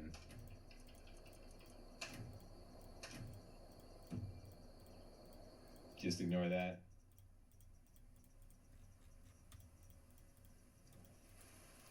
Okay. This is it. Yep, this is the map. Yeah. I took the trouble to map out all the locations. Those 5 randomly appointed locations that the Jarl of Falkreath will send you to are Bile Gulch Mine, Knife Point Ridge, Cracked Tusk Keep, Banner Mist Tower, and the location a lot of you are really familiar with, Ember Shard Mine. These are all located in the Falkreath Hold, right? All right, so this location seems to be set sometime near the beginning of the game. I've done some extensive testing on this, and according to my testing, it's set sometime as you're working through Helgen Keep. So possibly as soon as you enter Helgen Keep. After you exit Helgen Keep, that location is already established. Okay, it's set way back at the beginning of the game, according to my testing. So what I was doing was I was doing a speed run to Falkreath, because originally what I wanted to do was I wanted to create a save. This meant like creating a new character every time, creating a new character, and then create a save for all 5 randomly appointed locations, which meant creating a new character, speed running through Helgen Keep, and then speed running down to Falkreath with the bottle of Blackbriar mead that you can actually acquire in Helgen Keep. Give it to the Jarl, and then he gives you the location for the Kill the Bandit Leader quest. And I worked on this for 6 freaking hours, and all I could do was get saves for Bile Gulch Mine, Knife Point Ridge, and Ember Shard Mine. I couldn't for the life of me get the Jarl to appoint me Cracked Tusk Keep, even though I clearly remember in my travels amongst my thousands upon thousands of hours in Skyrim, sometime, a couple of years back when I was fooling around with a very well-developed character, I decided to start fooling around with this quest, or rather this DLC, and I remember he did send me to Crack Tusk Keep, so that's doable. It's possible. I don't ever remember being sent to Banner Mist Tower, ever at all. So all that to say, I did try, because I wanted to actually do a little quick walkthrough of all these locations to add it on, since I think this is pretty much the only randomly appointed quest that you have to do to get the homes. So yeah, that idea went down down the drain. But all that to explain, I kind of cooked up a little challenge run for acquiring the Lakeview Manor, which I never intended to be a challenge run. Okay, I never intended this, the Hearthfire DLC to be a challenge run, because we just came off a series of really ridiculously tough challenges. So I wanted to give you guys a break. But what I was doing was, since I was speed running down to Falkreath with nothing, I was just running through Helgen Keep and exiting with nothing, and then speed running down to Falkreath. And then I was like, I had all these locations, like the 3 locations. Then I was thinking, what kind of build, like quick and dirty gladiator build, can I put together with the resources, with local resources, to take care of this Kill the Bandit Leader quest? Because as I was in Falkreath, as you may or may not know, there's no carriage here. And, if you want to make use of all the valuable resources that we always do in Riverwood and in Whiterun and, and in Riften and all that, you have to make the long trek back, to Riverwood, or like fast travel back to Helgen and then do that all over again. So I just decided, what kind of, what can you work on? What can you work with here in Falkreath? And then it kind of just naturally evolved into this challenge run to create, or rather build, the Lakeview Manor while remaining confined in the Falkreath hold. All right, so that's what we're going to do. That's what I'm going to do just for fun. All right, you don't have to do that along with me. When you finally get to the part where I'm going to build the home, you just join me there. But that's what I'm going to do. And that's basically the challenge. We have to remain confined to the Falkreath hold until we complete the Kill the Bandit Leader quest, build the home, actually build Lakeview Manor, and build a carriage driver. Okay, hire a carriage driver. As soon as we hire a carriage driver, we are liberated to all the rest of Skyrim. Okay, so basically it's the Falkreath challenge. All right, and I think that's about it. Yeah. Just looking at my notes here. This nerd. Yeah, a little bit about this challenge. I came to realize, after running many practice runs through this challenge, I was going, wow, Falkreath is a wasteland. There's nothing here. It's unbelievable. There's only one smelter in all of Falkreath, okay? Really? That's in Bile Gulch Mine. Why? There's only one major town, Falkreath itself, but compared to Whiterun, there's actually 3 major towns. The Whiterun hold actually has Whiterun, Riverwood, and over here, Rorikstead. So yeah, that's in comparison to other holds.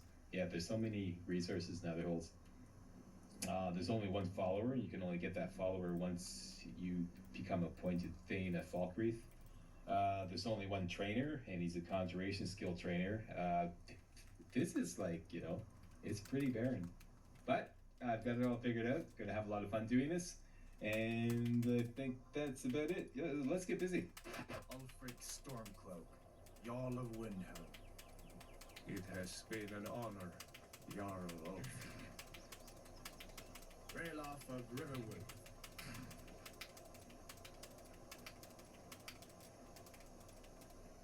Lokir of Rorikstead. No, I'm not a rebel! You can't do this! Halt! You're not gonna kill me! Archers! Is the second item we're going to pick up. And exit Helgen Keep. First of all, let me just fix the FOV. Sorry. Okay, so let's do what he's doing. And I'm going to open Skyrim, and I want to do the Hearthfire DLC because I've never done it. I want to see the content. I've been looking for a reason to come back to Skyrim, and this is a good one. So whatever. It's all modded up and ready to go, and I'm not even starting a new character either.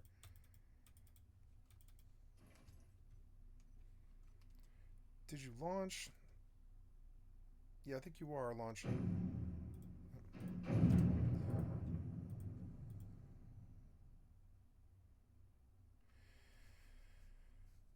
Okay, I don't know what character I'm playing. I can't remember. I don't know what level they are or what they're capable of doing. I think I made a mage, but I think I'm in the mood to play melee, so I might actually just level melee. I don't think there's anything stopping me from doing that. Leveling sword and board. I don't think so. Beautiful.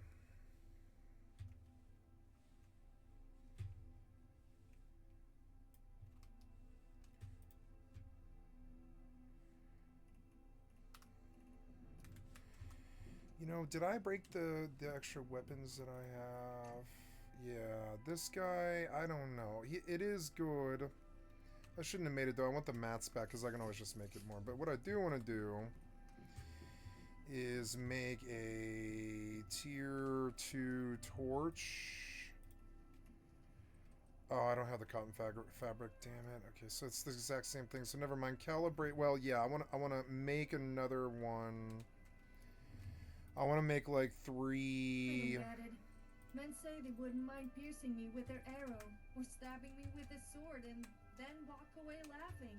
Yeah, I'm all set to go. Should I be worried? We should do this battle.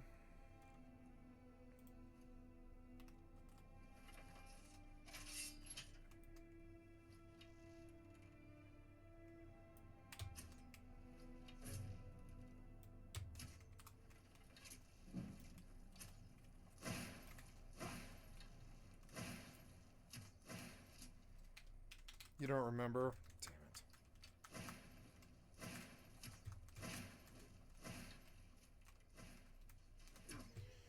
So let's see. Elemental bolts. Let's throw some ice spikes at him. Oops, I missed.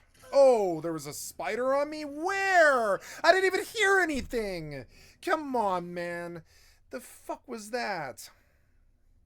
Where's the spider at? I don't see a spider. There's no spider. Oh my god, you're lying. Okay, I don't remember what Lesser Ward does. Oh god. Is it C? Yeah, C is magic. I don't remember what Lesser Ward does. It like Lesser Ward increases armor rating by 40. What is for how long? Per second? Okay. Oh, that's my okay. That's my shield. Lesser Ward is my shield. What's the one that makes you stronger? Is it Oak Flesh? Yeah, but it's not in there. I don't have Oak Flesh yet? I don't have Oak Flesh. Okay, I have Lesser Ward and Healing Hands and stuff, but I don't have anything yet. Yeah, okay. So, okay, so then, okay, that's fine. So, Elemental Bolt. Okay. Elemental Bolt, which is like my 4 key or whatever. Elemental Bolt is what I've been using. 5, and then what's some... Yeah, okay, 4 is my arrow. I think I remember now a little bit, yeah. Before I do this, do I have anything else? I don't think I have anything like summon or anything. No, I don't think I have anything like summon or anything. Okay, so what difficulty mode are we on? I'm on survival mode, legendary. But so I can fast travel. I don't have to fight this if I don't want, but I will fight it because it looks fun. So yeah, so I want to open bow.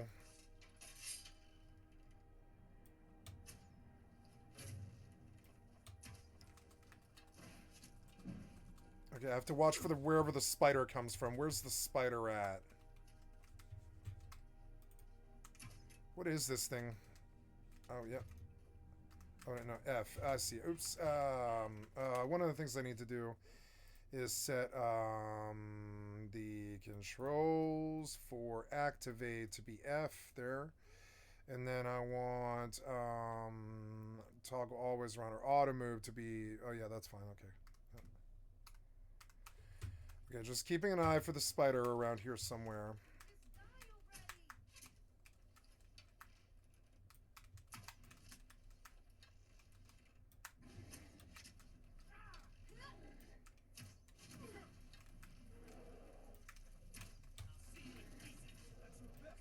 Oh no. Go. Okay, save. We got a good setup here. There's a spider on me now. So fucking missed him.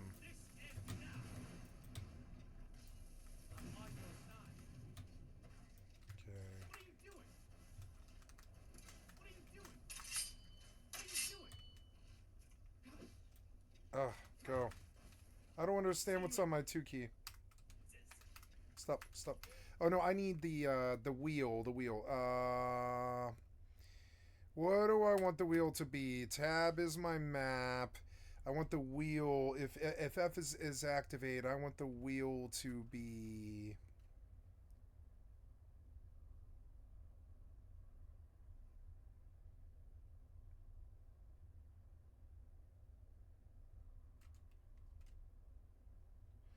Mouse 4? Ah.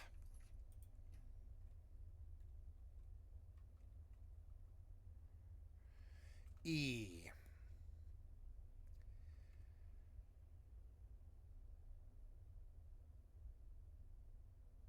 No, I want it to be mouse 4.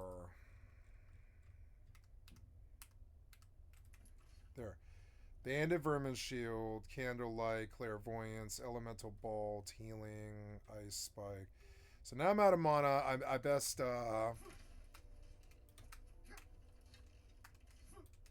let's just get some bow stuff into this spider before he knocks my friend. Oh god, get this spider off of me, damn it. I think all of these mobs kill my entire crew. Run. Nope, that's not run. Where is he?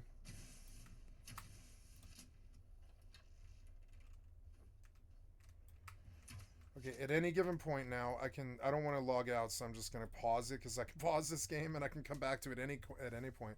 I got to remember that. So now we're trying to calibrate, or no, I'm trying to make a fourth, so yeah, I'm trying to make a third or fourth torch. Yeah, I don't think it really matters. Make me like fucking 4 or 5 of these. I'm going to calibrate all of them too. Yep. And come and calibrate the torches. Did you make these or what? Yes, make more. No, just come back. Yes, now make another one. No, come back. You can't. Okay, well then...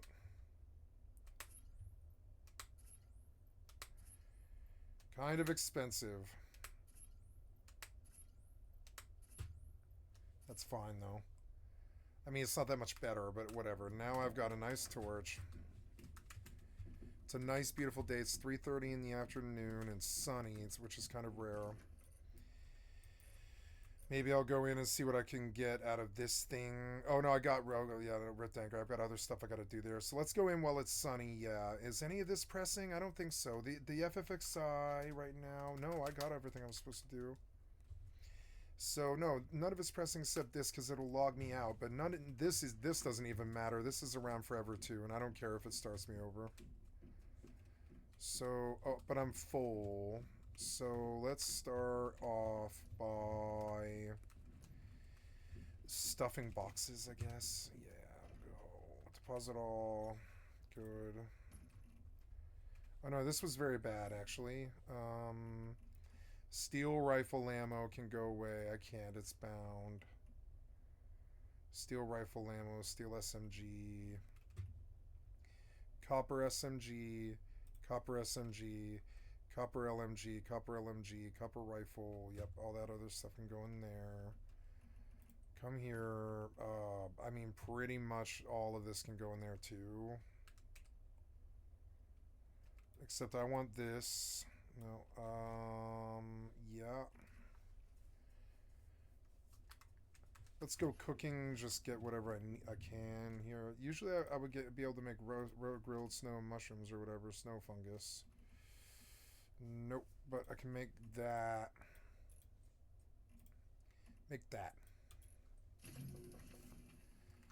Okay, so I don't know what else to do. I'm just going to stuff boxes, though. I don't really care about this crap, honestly. Yeah, just deposit all or whatever. Yep, and then you, deposit all, and then you. I want you to expand.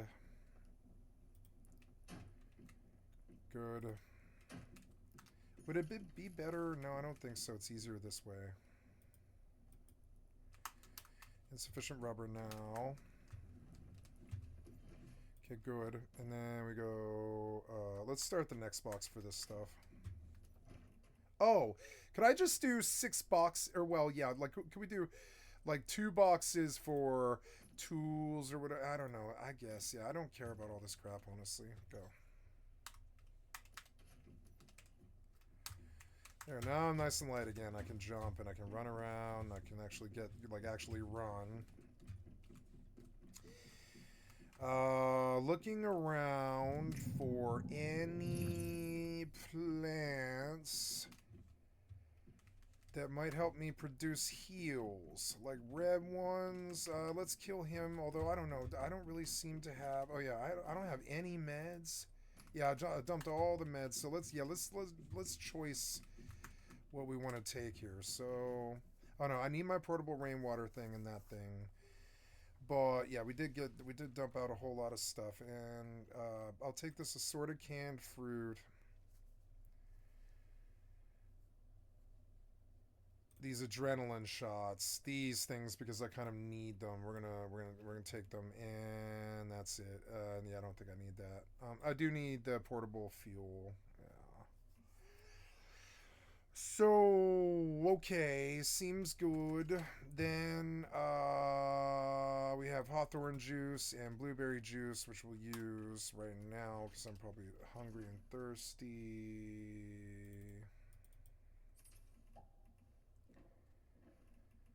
Sort of canned fruit.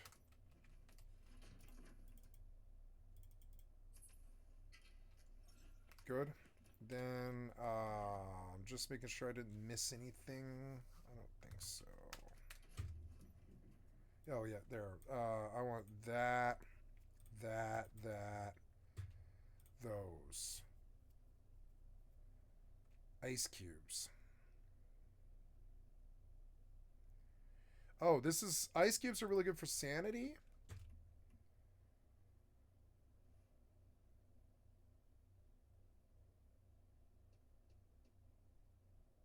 Craft using a fridge. Ice cube... Oh, ice cubes will fix your sanity with... Oh, okay. Okay. Yeah, ice cubes are good for your sanity. I'm going to go get some in my glass. I'll be right back. Ice shake, a frosty beverage. Oh, ice shake. No, you make ice shakes with them. I see. They're mats. Okay. Yeah, I could make an ice shake. Why not? I love this magic little thing. Yeah, why not? We'll take soft ice. Yeah, why not? Shoot it up.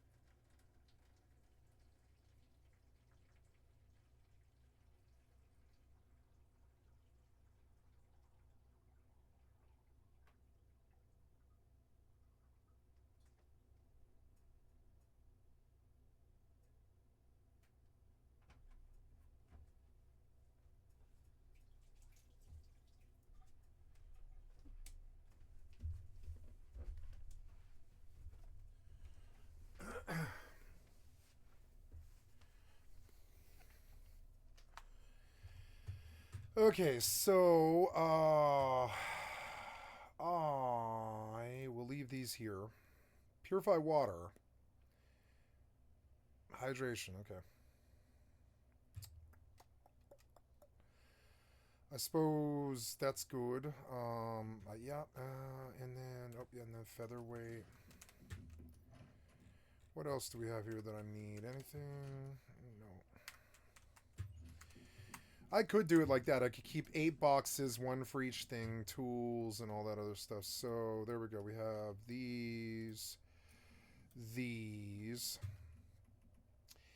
Oh no, I'm sorry, not that. We do that, and in this we go there. Do 5 of those. Yep. And then can I do the synthesis bench? I can't remember. I don't have the mats right. I don't have the refined parts, and I've been running stuff that's too low. This place is good, and I do have like another bit of a mission here, and it's still bright. It's 7 p.m. Let's take advantage of the 2 hours that we have now that I'm able to like travel and I'm light. There we go.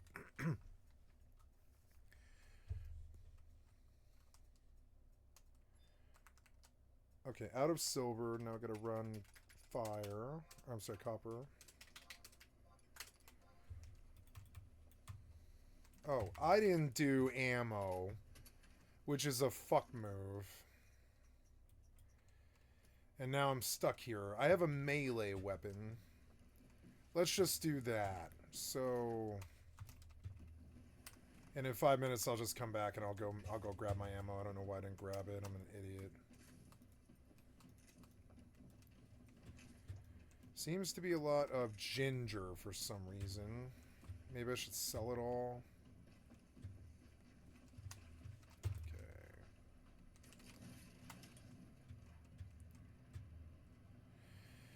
I lost the day, and I don't really know if I should go in here. I guess I will go in here and try to get the quest done, just, you know, get it done. But, like, that's all I really want to do in here.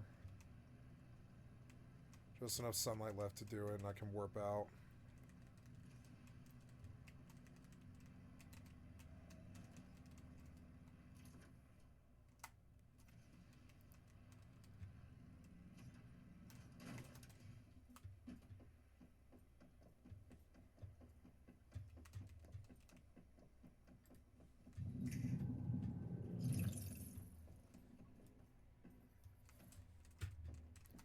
Grilled snow mushrooms, nice. I came in here because I am supposed to talk to somebody. I don't know what. This says, sit on the chair and wait for hot dog. Sit on what chair?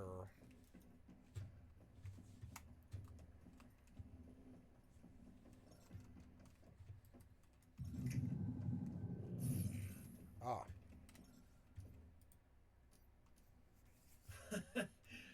Past crop. That's right. We've been the youth, and yet. Well, if we can hold the. They're here. Speak of the probably also. We want those. Oh no, do I have to fight? Aw. I'll save my bullets for the boss. Make sure to stay low. Yeah, give me this thing. Or whatever. What do I do? Hide behind the bar with hot dog.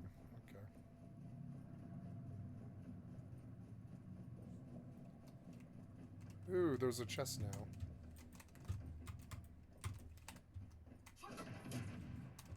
Nice. That's exactly what I wanted to do. Vanity box, shabby fabric, Go weapons back. rate. And stay behind the bar. And feel free to Melee blow those gas amplifier. tanks. And any of these bastard vultures right along with them, if you Okay. get the chance. Yeah, we could do that. Here they come! Come on out, sucker!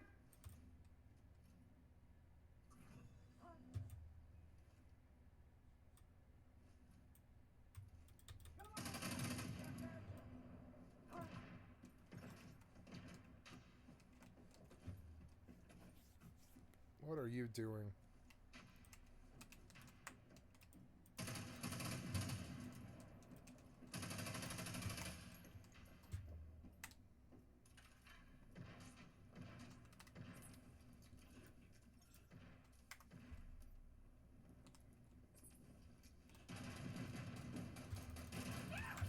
What? I failed because I'm out of ammo. Oh.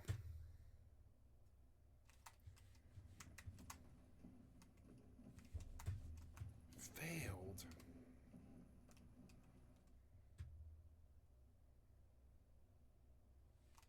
Make sure to stay low.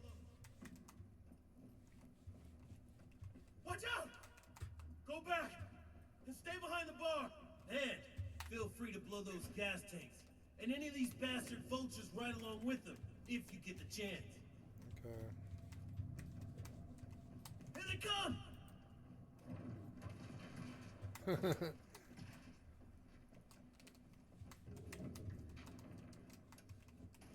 What? Just discard. I'll take the free ride home. Oh my god.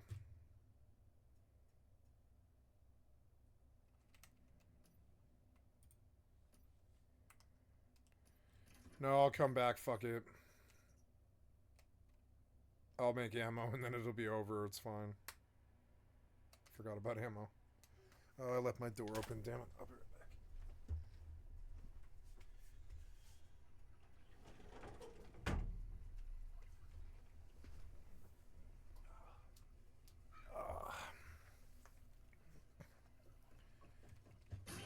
Oh no! Ah, what? Whoa!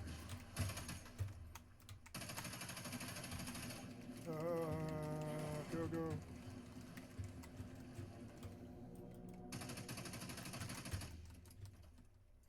It's weird because there's like no lunacy. Sometimes there is, but it's not as bad because I think it's like not a.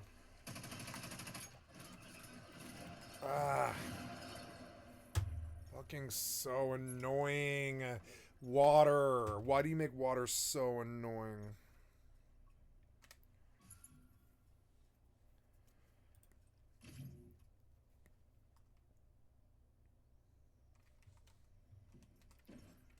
Oh, you know, one thing is, I would very much like to take a house blueprint. This we can... Oh, never mind. That was last season's house territory. Okay, territory blueprint, backup. Okay, last season's blueprint, territory backup. Okay, territory anomaly.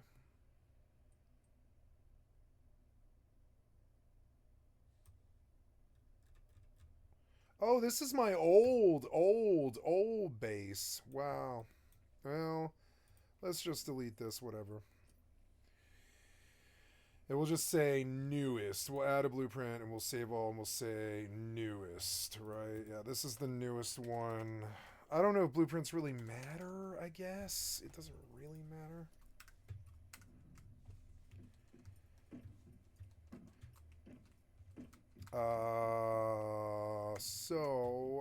What do we do now? Oh, all my stats are back.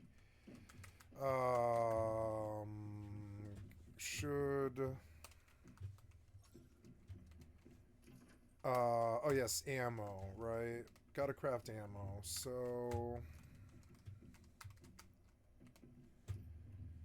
Gunpowder, no, well, yeah, but mainly, yeah, copper SMG ammo, which will take gunpowder. I guess we'll just use it. Oh, I thought I made, like, oh, did I not load it is what it is? Oh, I didn't load it. Oh, I didn't load it. Okay. 1500 won't do. Gonna need a lot more than that, so we'll just burn the rest of our acid. Fucking annoying. That's alright, I'll go back in the morning. So, you have everything you need? Yeah, you have everything you need. Go to copper. And then, let's go back.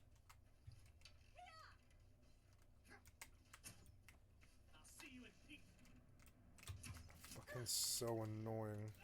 I hit her and I knocked her. Run. I forgot what the, I gotta make a change to the run key settings. Controls. Sprint. So, yeah, so I don't know totally, but I guess we could do... Sneak as Q, huh? No, I want sneak to be control. Run should be Q, yeah. No, run shouldn't be Q. Toggle always run. How about auto move on Q? How about that? Yeah. Okay.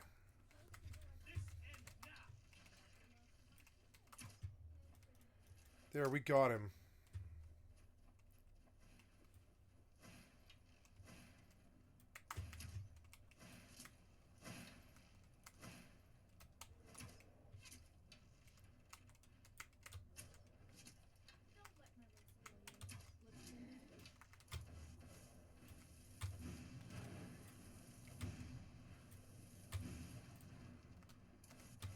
On the range damage, that's actually fun though. Like archery and oh god, did the giant get up?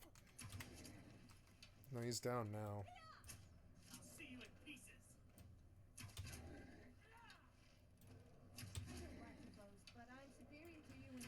Why are you taking no damage?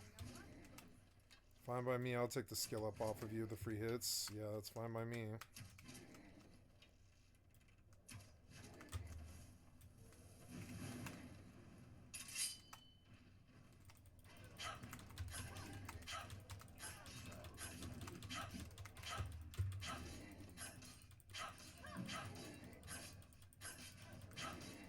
It's like free skill up, I'll take it. Save.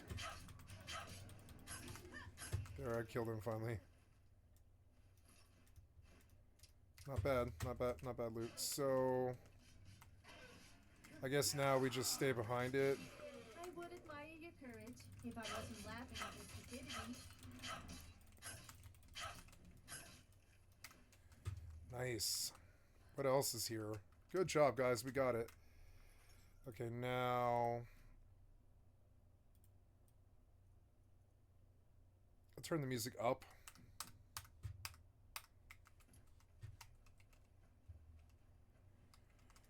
Chest, steel cup boots, longbow. Ooh, heavy armor increase. Nice. Bear pelt and gold. How much money do I have? I have 535 gold. How's that? Yeah, sounds good. Skyrim music would not bother me.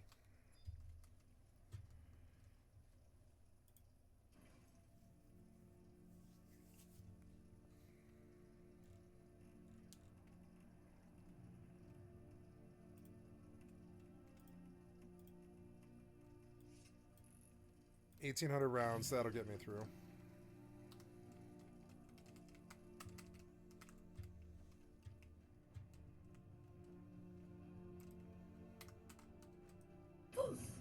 Yup, makes sense.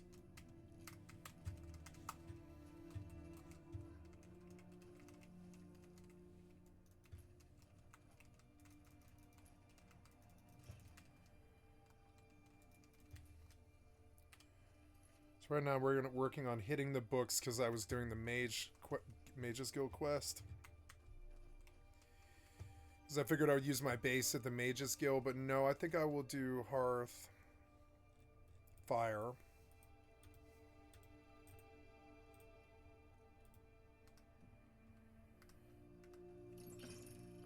Look at the settings one more time. Audio, voice is good, voice is up. We'll bump the master just a little bit more.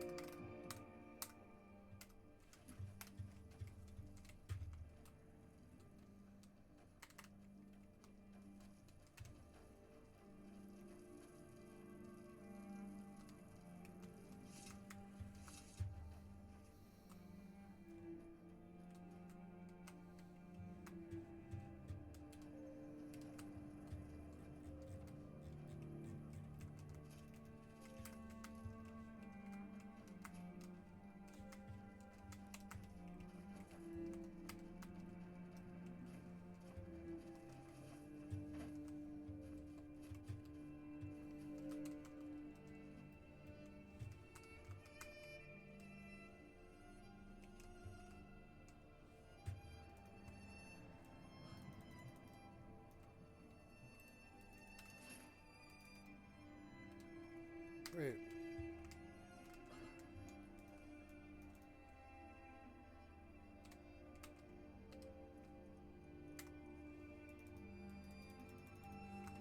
You can't take that?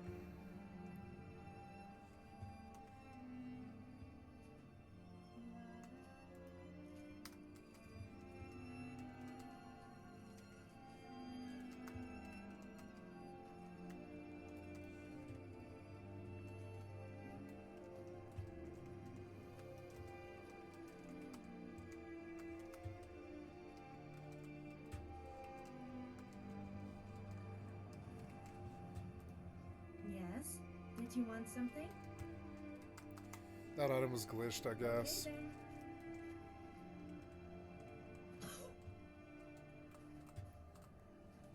Oh. So I am tired and hungry, and it is late. And I'm cold, I think. No, I'm not cold. Or, yeah, am I cold? I don't know yet. The stamina meter. Let's stay here for a minute. And I need sleep, I think, but I don't think there's a bed here. Do I have, like a thing? A tent? No. What time of day is it? It's 6:19 p.m., so I don't know. We're probably okay.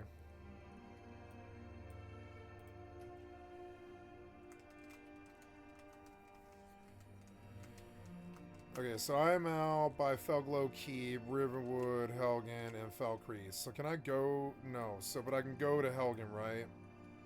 Fast shuttle is currently unavailable. But I can go to the Guardian Stones, and I can go there, I think. Oh, from this location.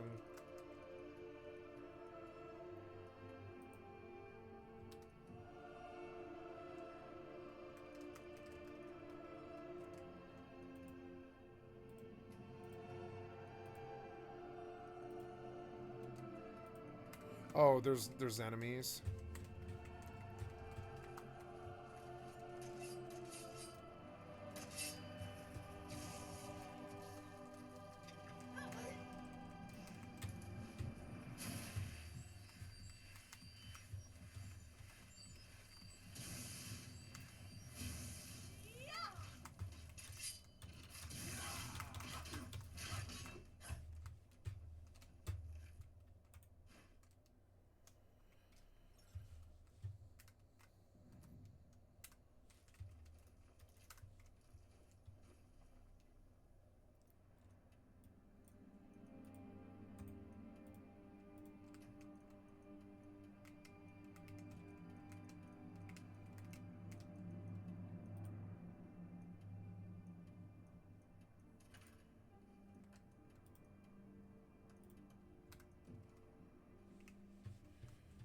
I don't see another mob.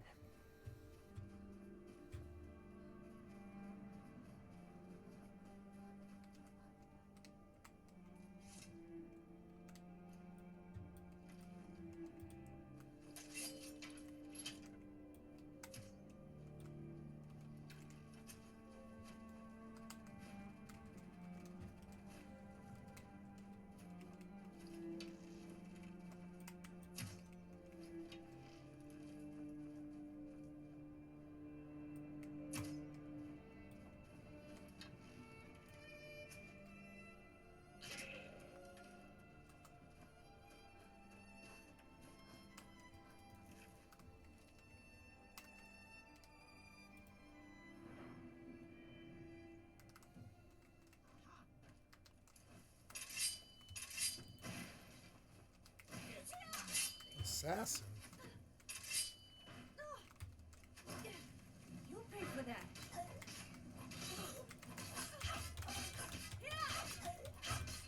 At least he will die with it.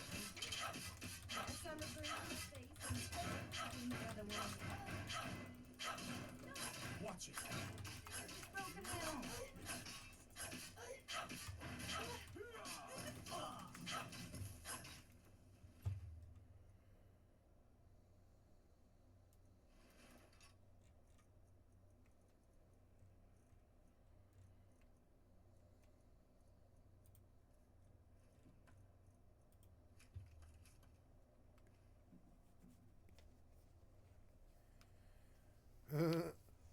Okay.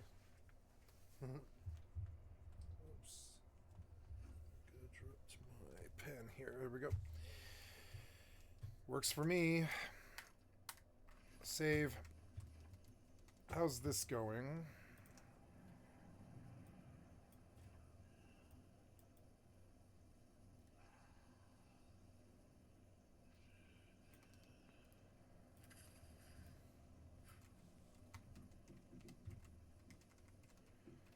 Nice copper SMG ammo. I need to eat.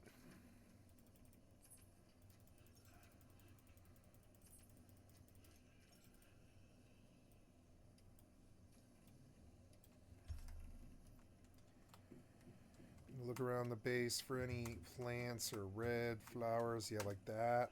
Oh, look, there's a Digby boy.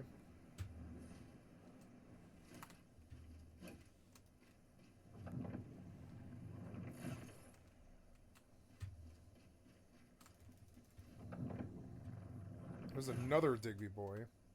2 Digby boys. So if I don't get this one, maybe I get this one. Oh, don't die, though. No, don't die, don't die, don't die. No! Why? Poor health. What do you mean, poor health? Damn it.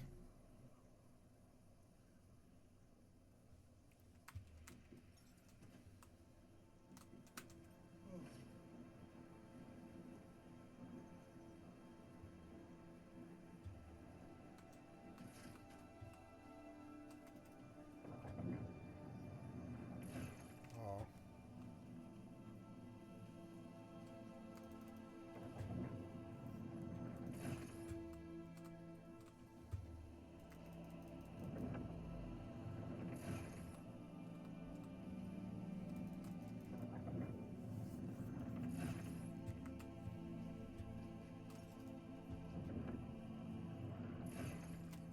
Great.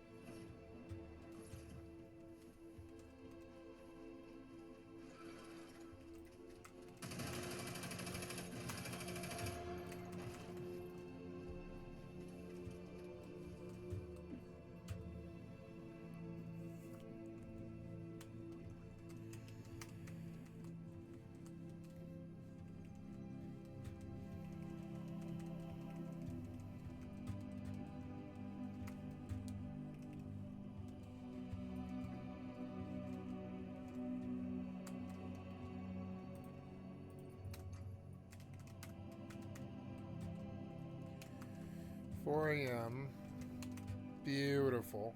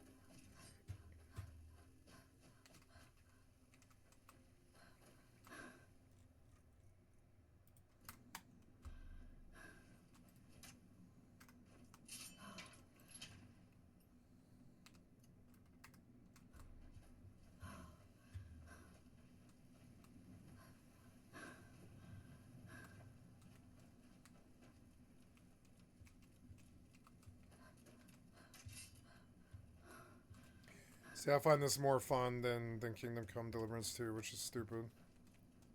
But I haven't played Kingdom Come Deliverance 2. I'll buy it on the first. Did something shoot at me? Someone shoot at me? No, I don't think so. Oh, wait, what? Oh. What are we doing?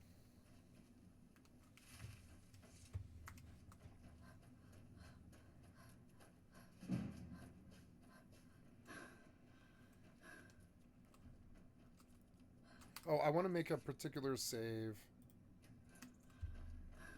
Just for where we are right now.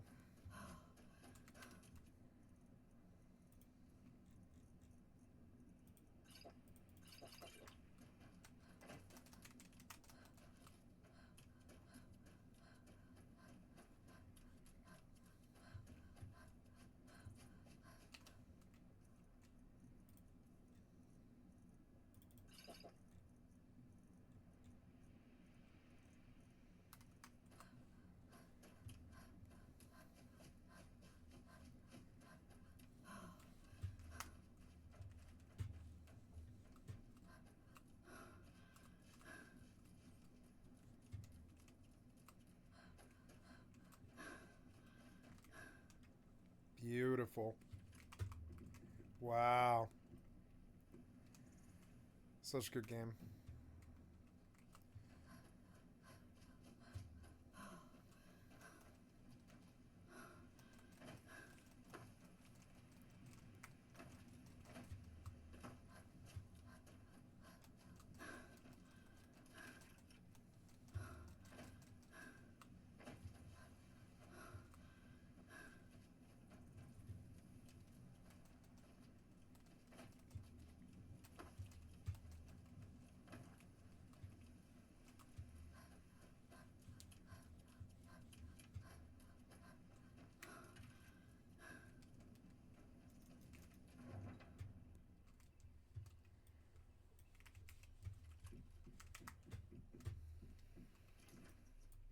Let's go out.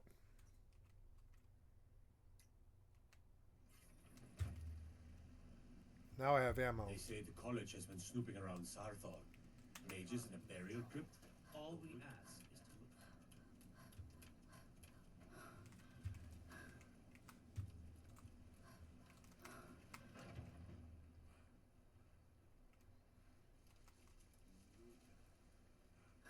Come on in.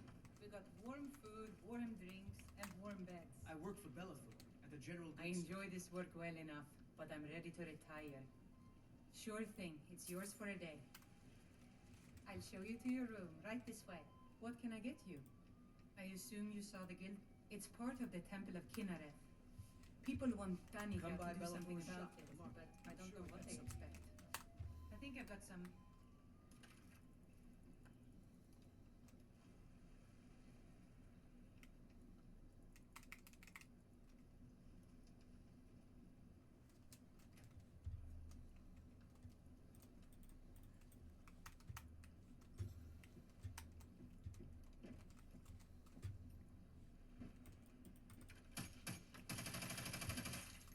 Sneeds.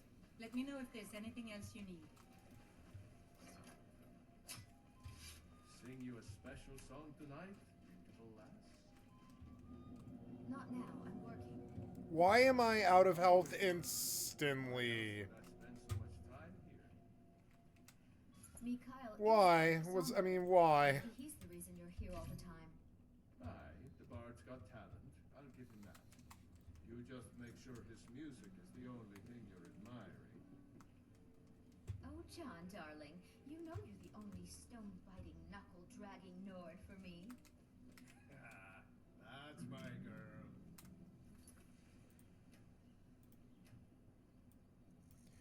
I'm gonna turn off their annoying voices.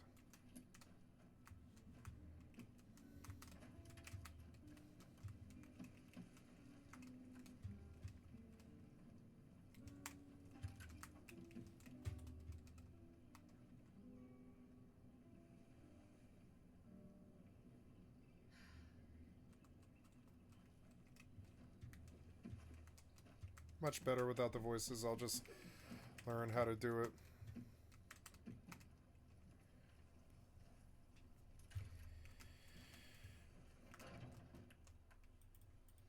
So I don't know why to die, but let's go see.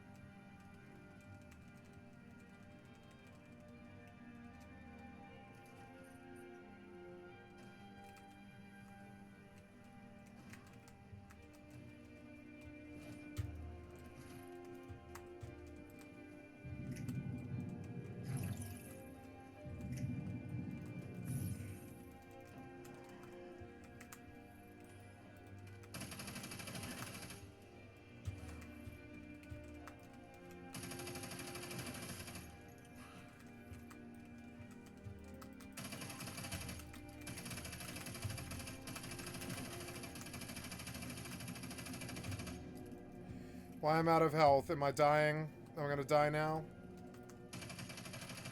I don't want to use health stuff all the time. I don't really understand.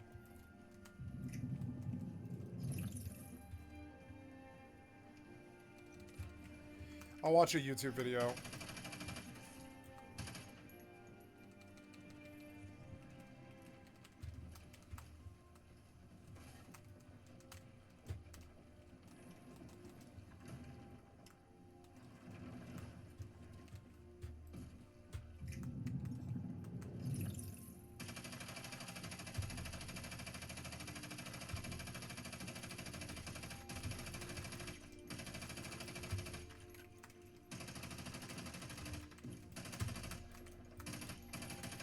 You are so annoying.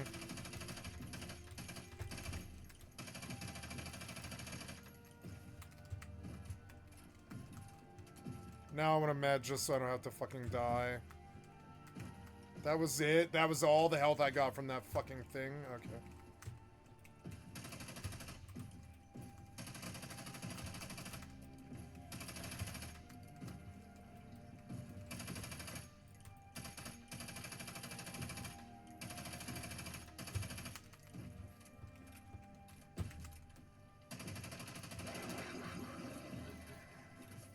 What?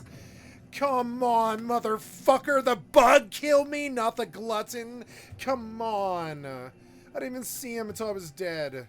God damn it, you fucking piece of shit developers. Come on, the bug is not worse than the boss. Come on. Fucking so annoying. Piece of shit. You just wanted to cost me a fucking thingy. I'm not dumb. Ah.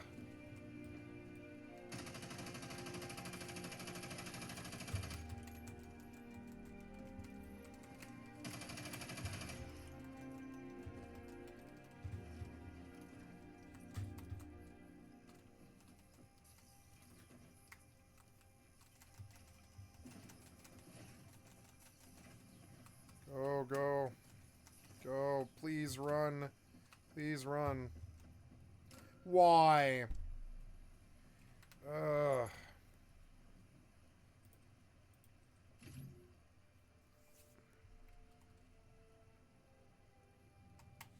Why? No, I told you the camp, you idiot. Come on, man. I told you the fucking camp, man. You suck. Come on now. Try again.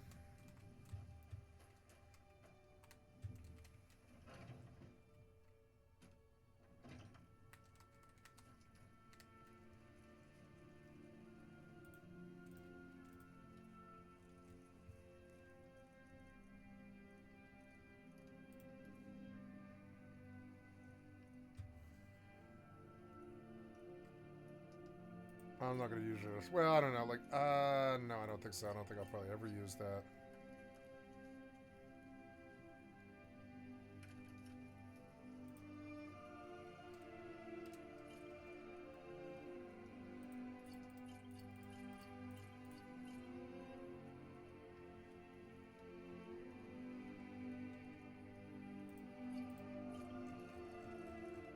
I have 1,100 gold.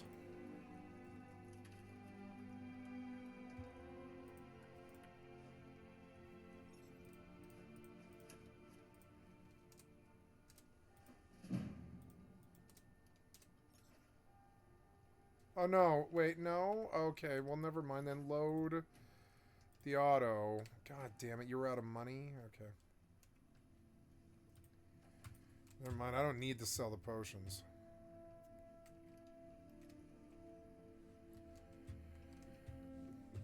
Alright, try again. You keep fucking dying. It's so dumb. Let's go. Please? Please drop the fucking bike, please.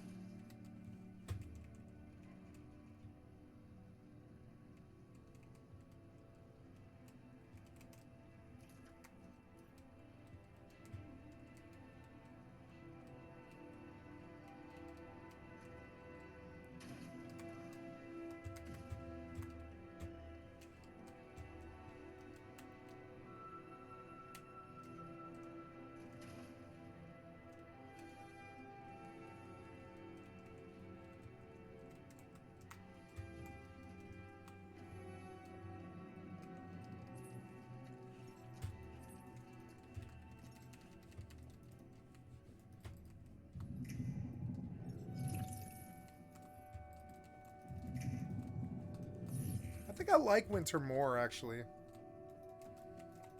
It's got more content, maybe.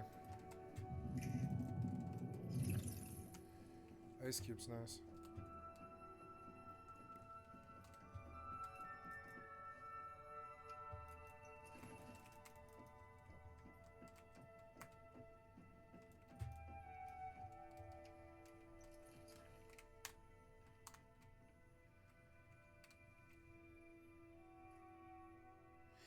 No, it's not that I want the voices off. I just need to pause so they don't fucking spam me is what it is.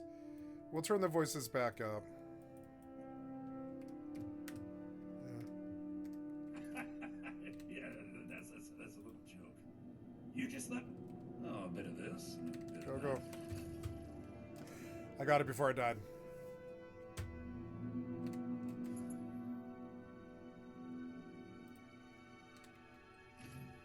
I gotta make the campsite by him.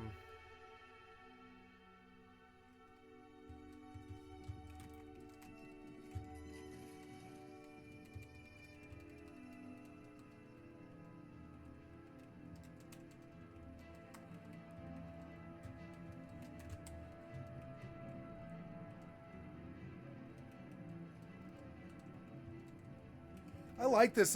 This game. It's fun.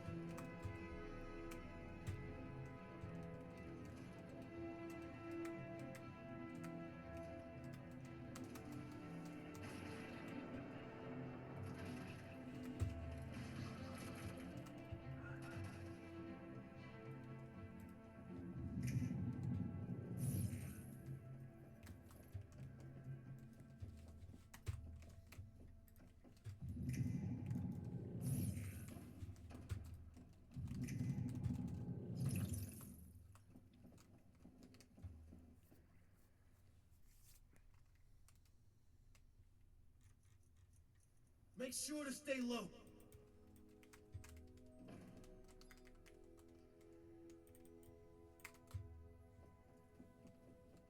Watch out! Go back! And stay behind the bar! And feel free to blow those gas tanks. And any of these bastard vultures right along with them, if you get the chance. Here they come!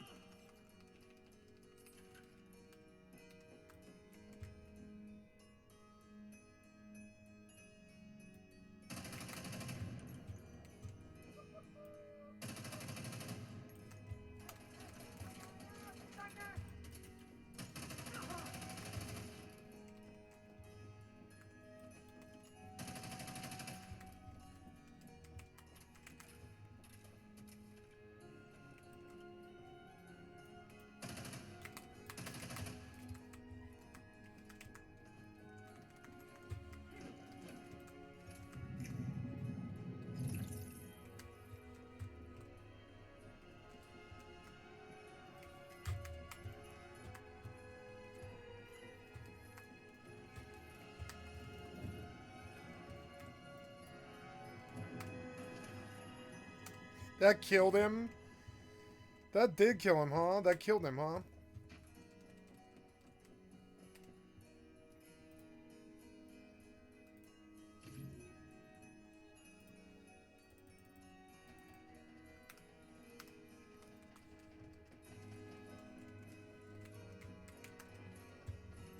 Oh, come on! Are you fucking serious? Come on, man. Oh my god, try again. Keep wasting my time with this terrible ass mission. Make sure to stay low. Watch out! Go back and stay behind the bar. And feel free to blow those gas tanks and any of these bastard vultures right along with them if you get the chance. Here they come! Someone getting tired of living? Hmm? Someone getting tired of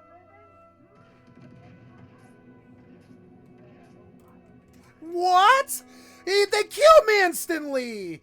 Oh, come on, you fucking piece of shit developer. What? You shot the barrels, not me, and they killed me instantly. Why? Go back and stay behind the bar. And feel free to blow those gas tanks and any of these bastard vultures right along with them if you get the chance. Here they come!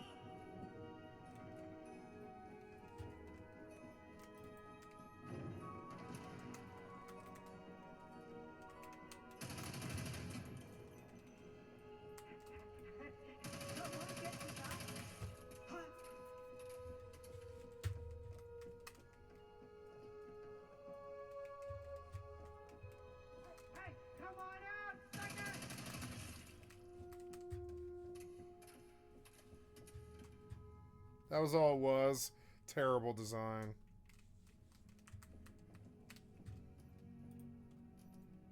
Thanks for coming. Well, I'll keep following. Maybe we'll...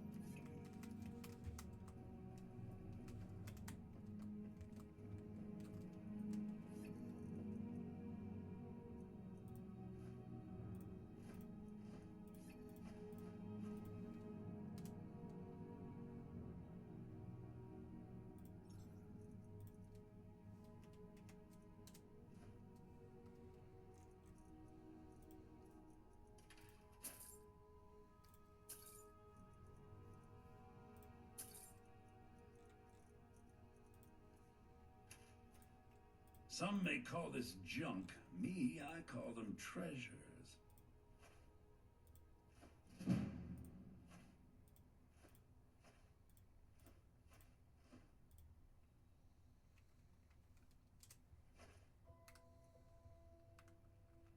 Do come back. Got to thinking. Maybe I'm the Dragonborn, and I just don't know it yet. I've got your back.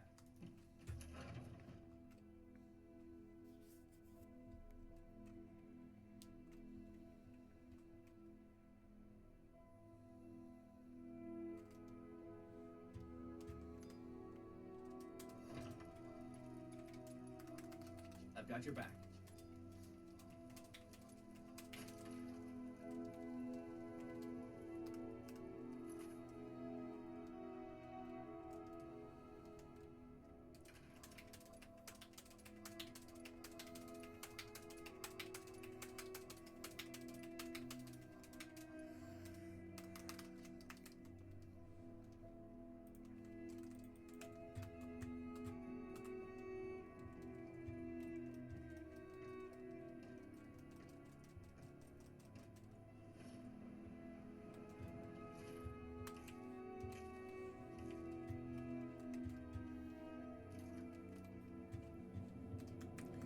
You're gonna kill me. That's alright, I'll take the free ride.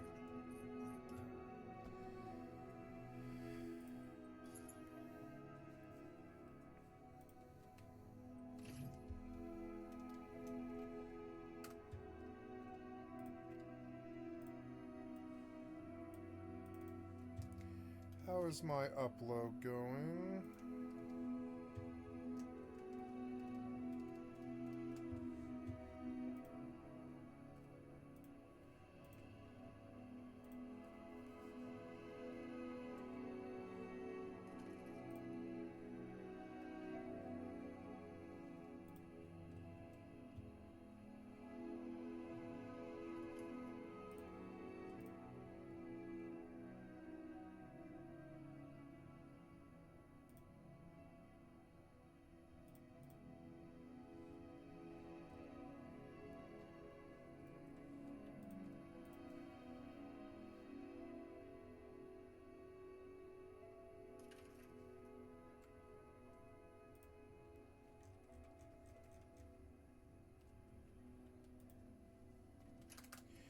We're looking for once human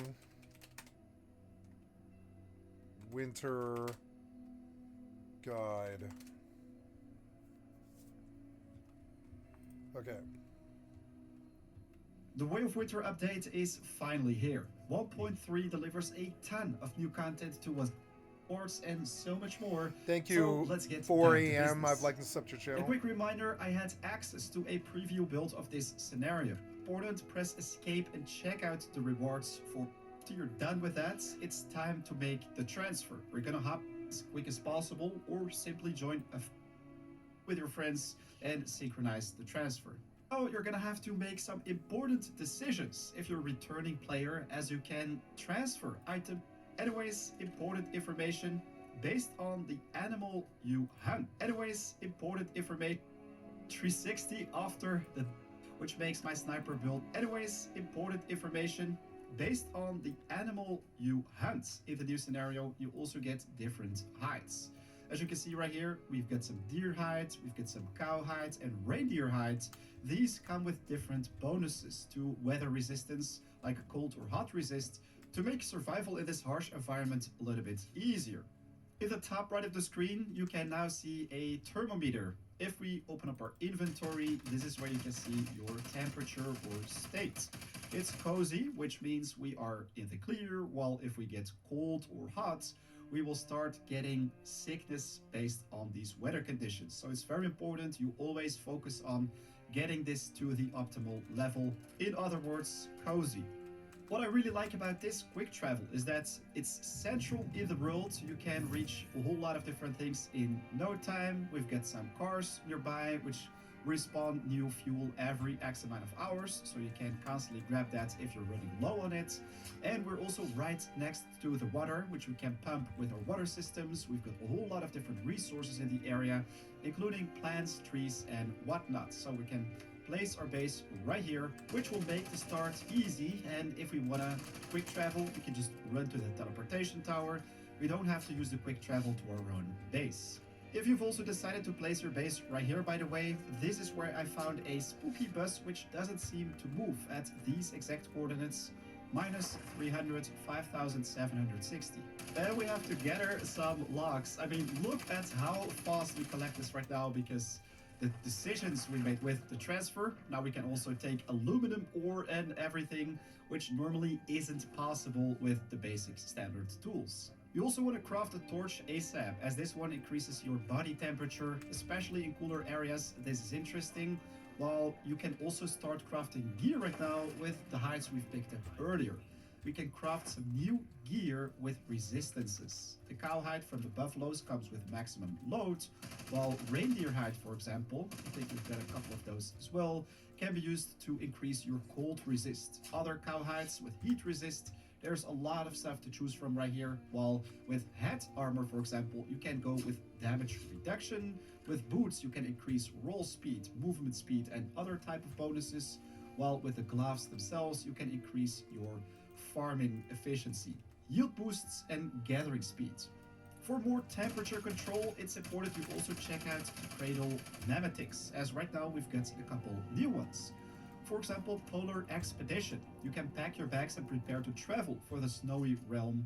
These stones, thermoium, helium, and coldium, can be used to increase your resistances. Reminds me a little bit of Don't Starve. First, you're gonna have to craft a couple of these thermoium stones, and when you have one of these, you can make yourself, for example, a hetium. Increase the cold and frost resist by 10. For the coldium though, you're gonna have to make ice cubes at the fridge and also find cold crystal ores, which we're gonna cover in another video. Rare ores usually you come across in the end game. Anyways, the hetium is gonna be amazing already to maximize your resistances. This one will be in your backpack by default and will expire after an hour. So make sure you always have one with you to prevent becoming a victim of the harsh weather. Polar Expansion 2, you can even craft a Chaosium Lantern, which also increases those resistances. While in the Building tab, this is where you can pick up Temperature Control. Unlock the Campfire formula, then also the Simple Vintage Stove. These require some fuel before they can be turned on, but these upgrades are essential if you want to maximize your survival capabilities. You also want to rush the That's right, I let my campfire go out, and that, like, I think my base actually freezes if I don't deal with that. Yeah, all those campfires got destroyed along with my bed, so let's fix that.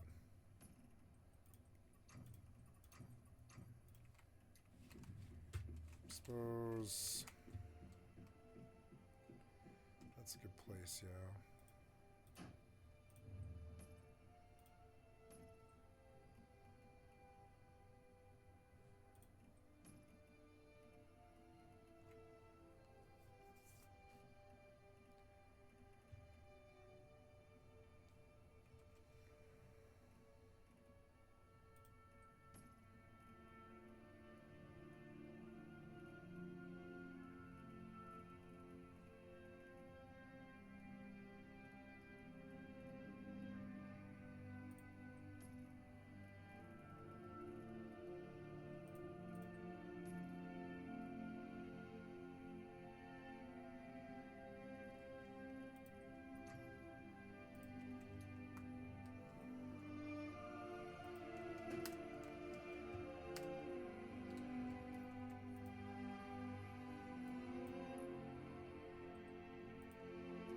$10 hours.